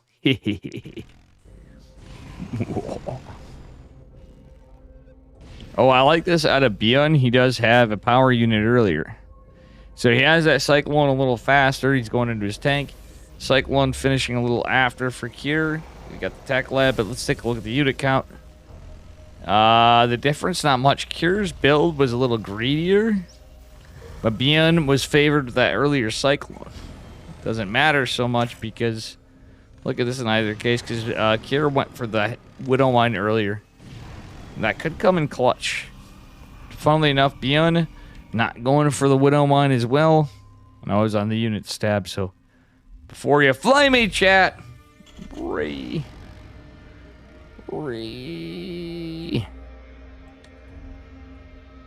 Alright, 3 Reapers, a Hellion, and a Cyclone walk into a bar called Beyond's house. Beyond's gonna take him down to Kirktown right here. He should. Tank sieges, bada boom! Gets the first hit off. Takes a little bit of damage off the Hellion. Does some damage to the Reapers. They're gonna regen. Ultimately, Kira is just gonna deflect the attack, go back. There's not much defending the natural. Beyond taking a 3rd base on location, which is a little bit of a bold move in TVT. That said, Kira is not going to go into the nap. It takes... The reason why he's not, he has this... it's the pathing on this map. So this map is kind of cool, honestly. I can't remember for the life of me, but it reminds me of... It does remind me of some older maps, to say the least. Not just one map, but a few. But does have its notable differences. You got some gas here. You got some good siege locations. This seems like a Terran map, but when you're a Terran versus a Terran, it's pretty close. You're rooting for a draw in. That could be map 6. That's what it'd take. Now you're picking up what I'm putting down, baby. A draw and a TVT. Imagine that. That would be incredible. I think we need that stuff at the stage of StarCraft. That'd be awesome. All right. Ooh. Trifecta of interference matrix is going down. Beyond again with just 2 Ravens is going to put him at a bit of a disadvantage. Third tank going to come up on the other side. Killing. Actually, he's going to add the death blow to the 1 tank. Honestly, you know what's crazy? The Raven rework this late in the game is kind of spicy. I kind of was thinking about this before, but like everybody was. Pretty obvious thing. It's if you get a player like Beyond, he looks like he had everything strategically calculated for 50 energy Ravens, right? So you usually always had 3 Ravens. But now those 3 Ravens make a hell of a difference. But now neither player's at any Ravens. So... Kira traded less effectively. Though he's been mining longer. Well, was he? Actually, let's take a look at the income graph. BN's been mining a little stronger right now. Mulehammer just dropped right there. But it's been in Kira's favor for a bit. BN trying to get... Oh, BN! You see that scan, you don't want to take that fight. BN does kill the siege tank. But he's going to lose his. Oh, no. Oh, is he? No! Kira backs off. Okay, that buys Beyond a little bit of time, actually. As he's down in supply, it's pretty close. BN going into Medivacs, not Vikings. Interesting. BN wants to get... It's BN. But I don't know why he's not... Oh, the Vikings are going to sniff this out. Maybe. No. No, they only saw the Medivacs. Okay, so that looks pretty normal, but Beyond's going to go for a drop. He's going to attempt it. He's after burning her out. No, Kira knows it's coming, but he's going to retreat back home. This is a crazy game. That said, Liberators on scouts this. The supply depot doesn't even need to. Beyond going to make it in here. The Vikings make it back just in time. But I think Beyond's going to get some damage done, hopefully, for his sake. Okay, he's actually parade pushing a little bit. Marines attacking the engineering bay. What the hell is this SCV doing this push for repairs? Beyond needs to get some damage. Save this. He does deny +1 infantry weapons.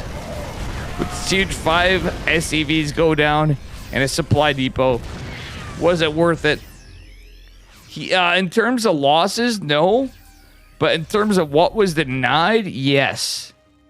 Okay, so Beyond has an upgrade advantage already for infantry. So Beyond could actually have some good shots depending on tank, the tank ability of Cure, if you will. How many tanks he produces is really what I'm getting at, and how many factories. But Cure's going bio!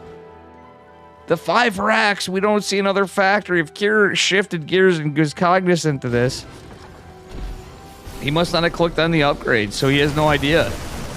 BN might actually be in a good spot there, but he doesn't want to throw away the Marines, even with the upgrade advantage. He's going to bounce out and kill 2 of 3 of the siege tanks. This is pretty good. This upgraded advantage is very good for BN. Giddy up. Meow. Exactly, Gene Sim. Bada bing, bada boom. Lots of Vikings. The air upgraded, or the air superiority advantage of Cure is pretty nice.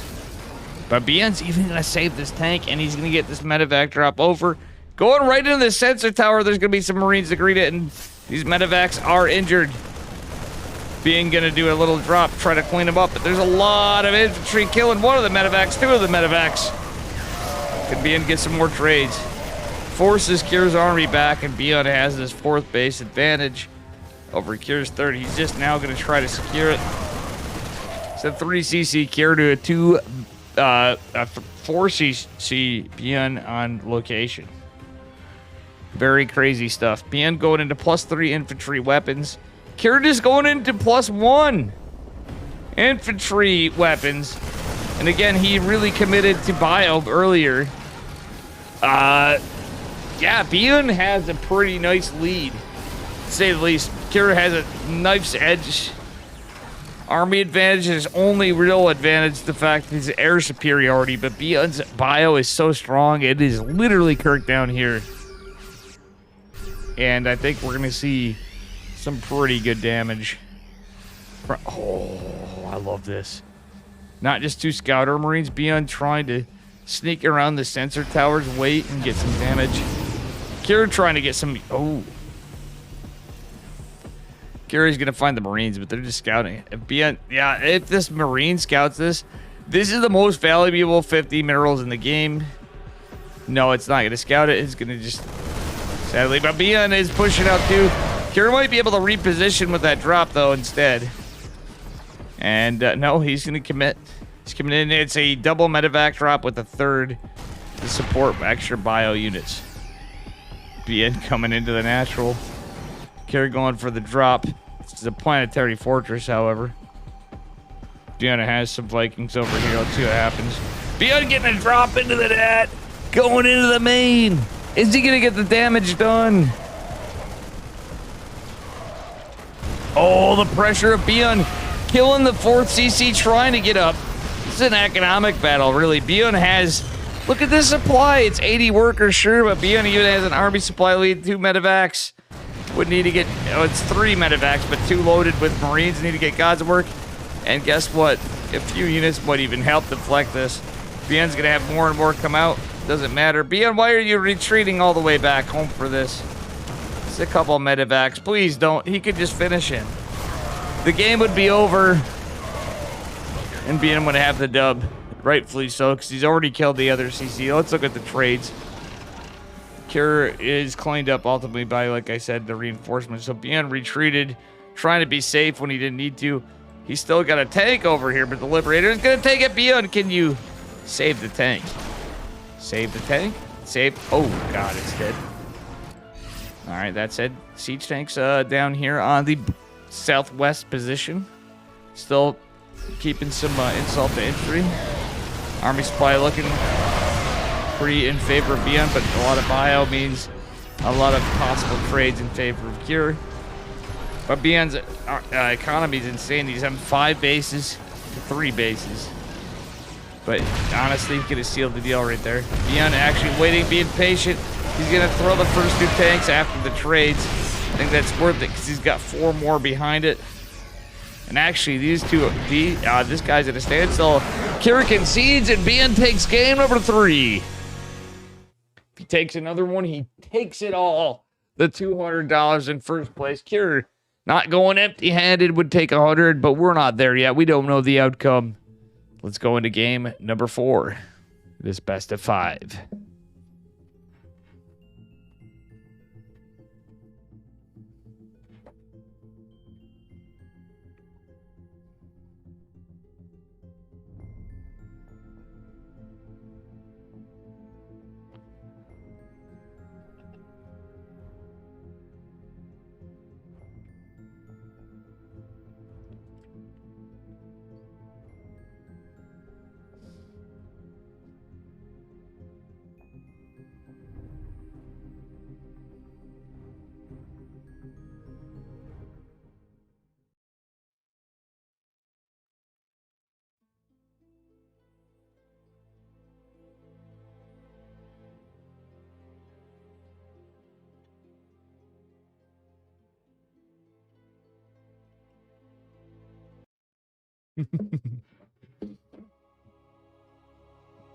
Sorry, you guys could hear my chair squeaking as I'm like bumping on stuff.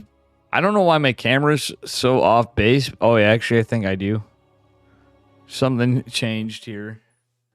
But whatever. We're going on to game number 5. Consistently inconsistent is Dave. This could go either way. You know what I'm saying? It's TBT especially, but whoa. Spawning in the upper left-hand corner of Babylon. In the red, representing Shopify Rebellion. It is Beyond. And his opponent in the bottom right, representing Dragon Phoenix Kirkdown. Dragon Phoenix Gaming. It is Kira in the blue.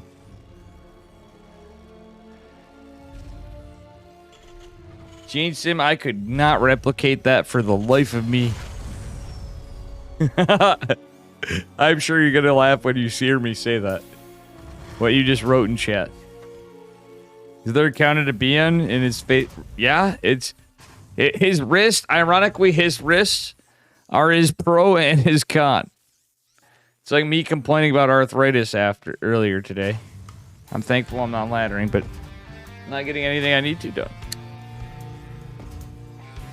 Should have made a tweet about this just in case, but well, tweet. Whatever.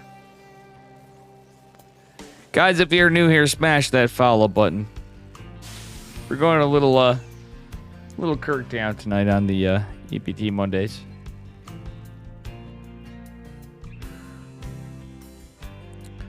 BN gonna take a CCN location. He's going for a Reaper fast expand in TBT against the double gas. Think he feels safe enough. How Kier's playing tonight.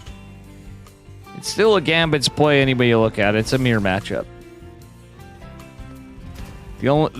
Every matchup has their stuff, and I'll admit it right now. As much as I hate PvP, and I feel like right now it feels like TVT more, just because of all the changes that happened over time, and as they're going to happen again. The reality is battery overcharge was not a factor in that matchup. But in this matchup, you don't have battery overcharge to help you, but it's entirely different. The unit comps and stuff, there are ways to hold things on a one. If it's not proxy racks, it's fine, but there's no scout from either. No SCV scout. Special would probably be coaching both of them right now, to be honest. It sounds stupid, but it's a not incorrect thing to say. Like, SCV scout is good. But both players are playing greedy in a way, but Bian is the greedier of the two. Kier's playing a little safer, so it's going to turn out to be more aggressive. Potentially. Bian is, however, going to get army supply up, but it's going to be mostly Marines. And Kier's going to make that frontal assault push with 2 Hellions and 3 Reapers. So he's going for Tech Lab as well. Bian did go for more Marines. He has a Hellion. He's got more Marines to follow, but he's got his Tech Lab coming about the same time. Oh, actually, we do get a kill on just a Reaper. No, both Hellions survive. Bian gonna lose his. 2 Marines in jeopardy. And oh no, Bian targeted the Reaper. The Reaper still lives with like 1 HP, 2 HP. I don't even know it may have healed. Now Reaper does fall, but Bian might be dead pretty quickly this game. I don't think so, but it's like, it's going to pretty much dictate a lot. That's a lot of SCVs starting to fall. Marines even falling with it. Good Hellion Micro. There's just nothing contested because Bian's already going to power units. It is 25 to 30 workers. Hellion's still getting some damage. GG is called. Jared takes it. We're on to game 5. Is this one going to be a long, drawn-out TVT? Or is there going to be another Kirktown game? Somebody going to go proxy racks or not? That's the question.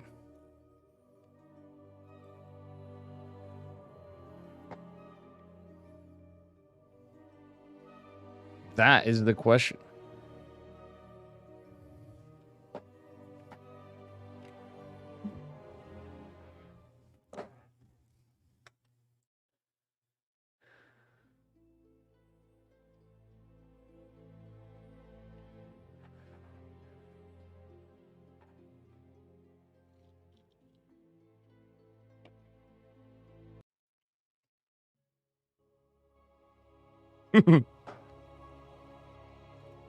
All right, guys.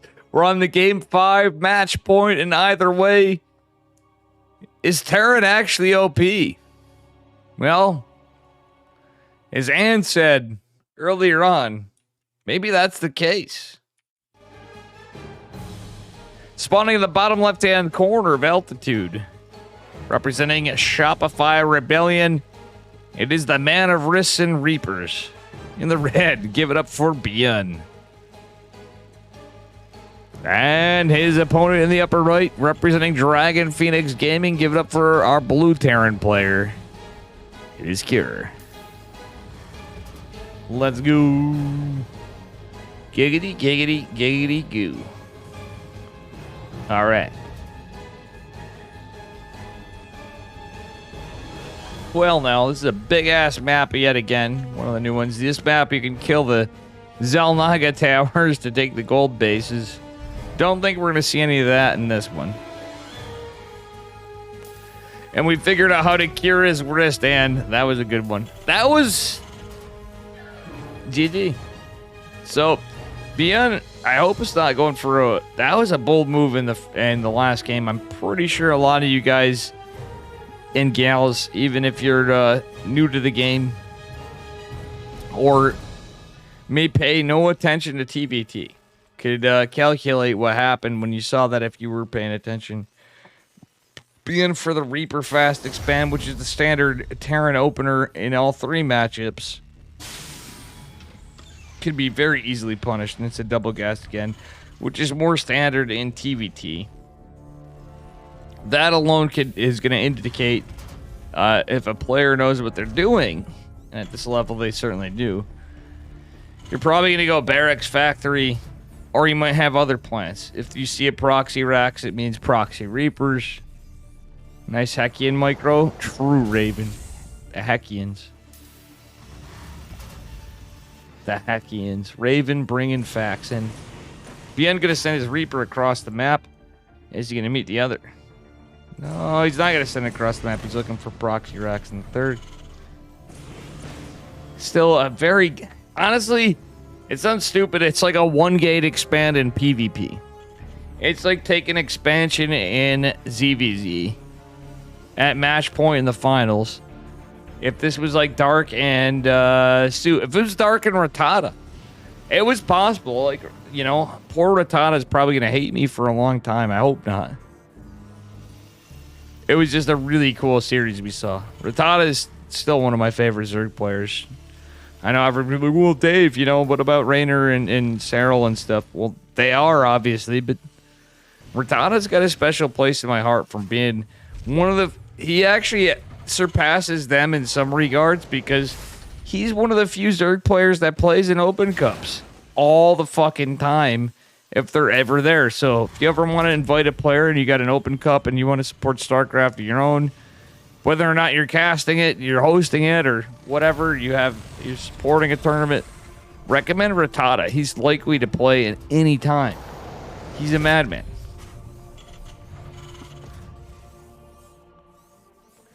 But a huge shout out to Rattata. That's why I mention it. For some people would, I care about any of the players. And any of you, even if I say something stupid, and I usually do, and it probably made everyone in StarCraft mad at some point or another, continue to. But usually, hopefully, people stick around and know me enough to know that it's probably not my intentions. Well, not probably, 100% chance. Very rarely, if it is, if not, it's the same shit you guys usually do and actually mean it. But it's very likely soft play from Dave, and he just says something stupid. That said, Bjorn's been the grinder of the two of these guys more. Cure plays incredibly well, but Bjorn has been a grinder forever. And when you gave me shit about saying how Bjorn is like Zest, Zest is like, I can actually statistically prove you wrong if you're like, well, how can you compare Beyond and Zest? In TVZ and in TVT, well, Beyond is one of the few players that actually plays in a lot of open cups from the Korean side at his level. And Zest was another one. Zest actually did that in 2022, or sorry, well, right before you left. Yeah, in 2022 and 2021. Zest had been playing in all sorts of cups. So why I gave a huge shout out to Zest and why I got to love him even more. Why I miss him is that reason. And chat too. So little StarCraft facts.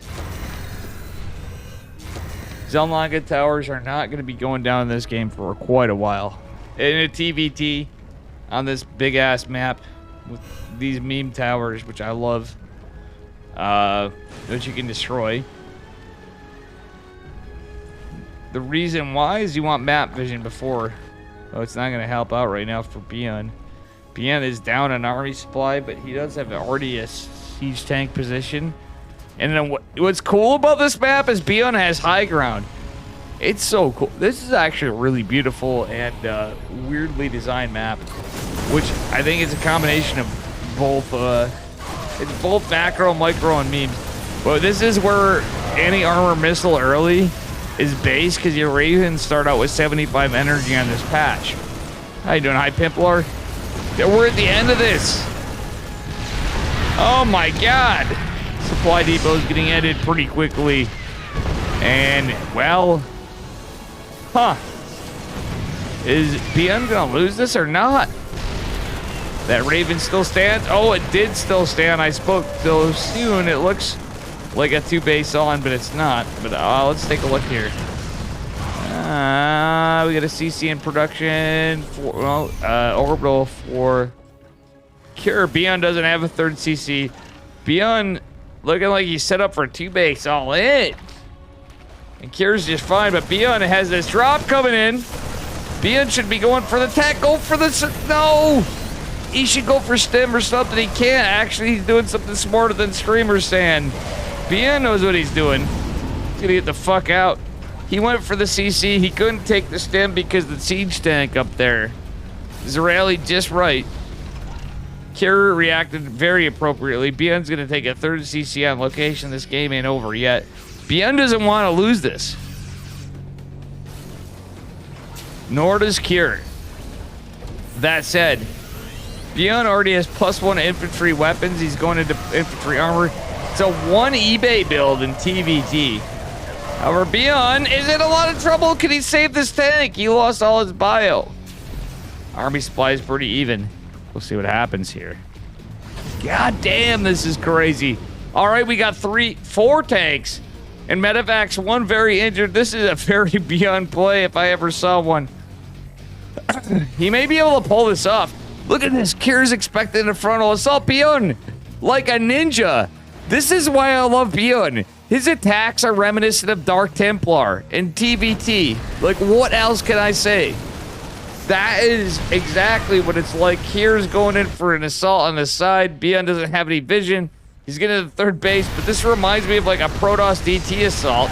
But Beyond is going to force the natural to raise, get some damage. He is going to lose a tank. Maybe 2. Yeah, he's going to lose 2 tanks. Kira's assault's going to come in, kill this third base. Beyond doesn't get the kill, but yeah, he's getting some damage done. This game is... Oh, Beyond defends the attack from Cure. Hold the phones. It's scrappy as hell. This is a good TVZ. This is not over yet. Cure does have the army supply advantage. Beyond does escape. Yes, I'm guessing this is the 1 injured medevac from before. Funnily enough. You know what's funny? I just thought about this. So guys, just hear me out here.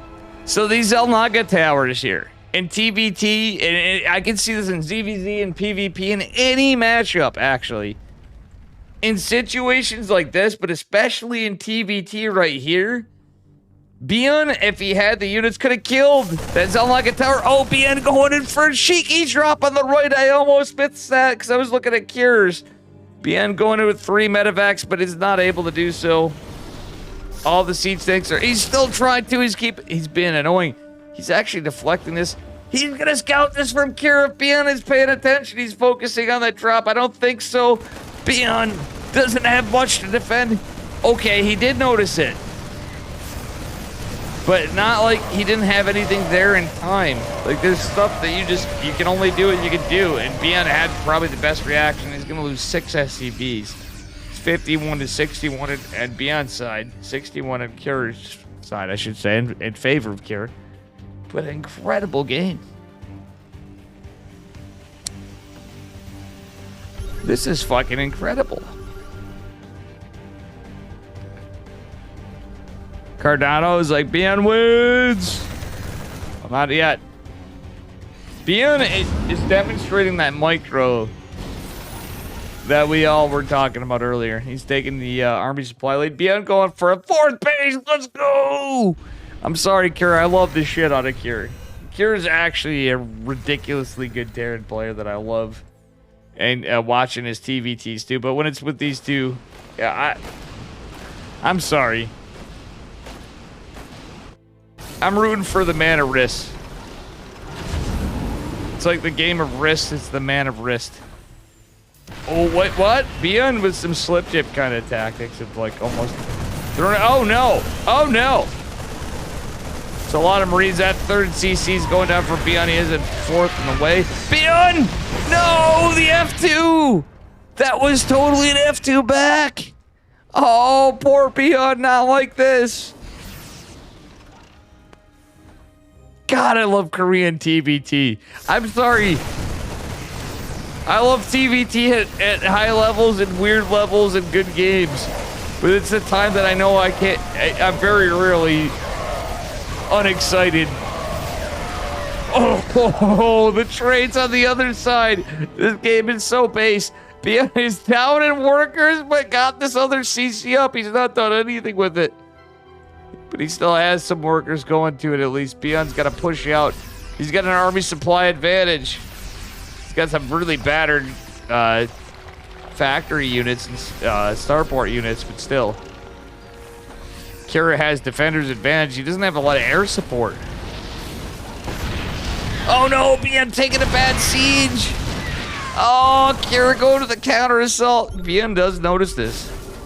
Siege it up. Has some medevacs in line. He is going to be able to hold. Kira going for a 4th CC is not what Bien wants. Kira, on the other hand, let's take a look at the upgrades, actually. 2-2 to 2-1. Kira's about to finish +2 infantry armor. +1 vehicle weapons is scary, and he's going into +3 quite faster than Bien because Bien's been down, but Bien's been focusing on a microaggression. He was macroing, but like he set the pace of this game. Let's be real.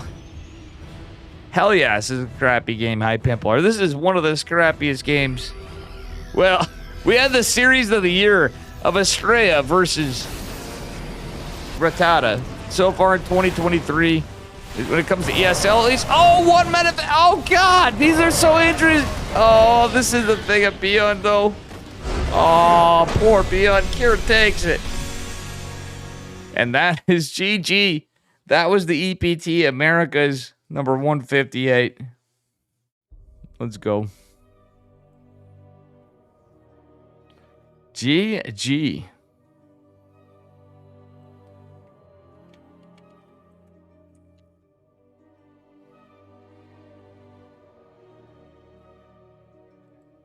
And there you have it, folks. With that said, I did have a reach out for a raid earlier. We're gonna say hello to our friend Hupsea. Thank you all. I have to take my garbage out and do some shit. Bien kind of threw a little bit, even though he was behind. He had a shot, but he was a little careless. But that's why we love Bien. Usually his carelessness is there. It's not careless. It was, I would say, avant-garde.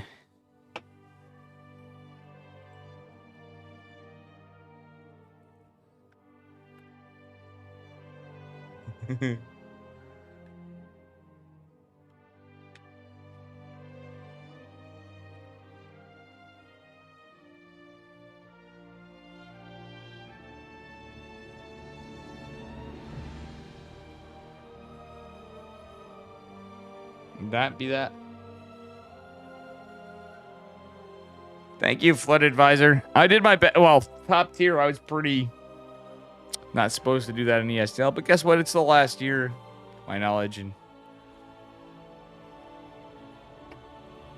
honestly, we be good, fam. Flood, love you.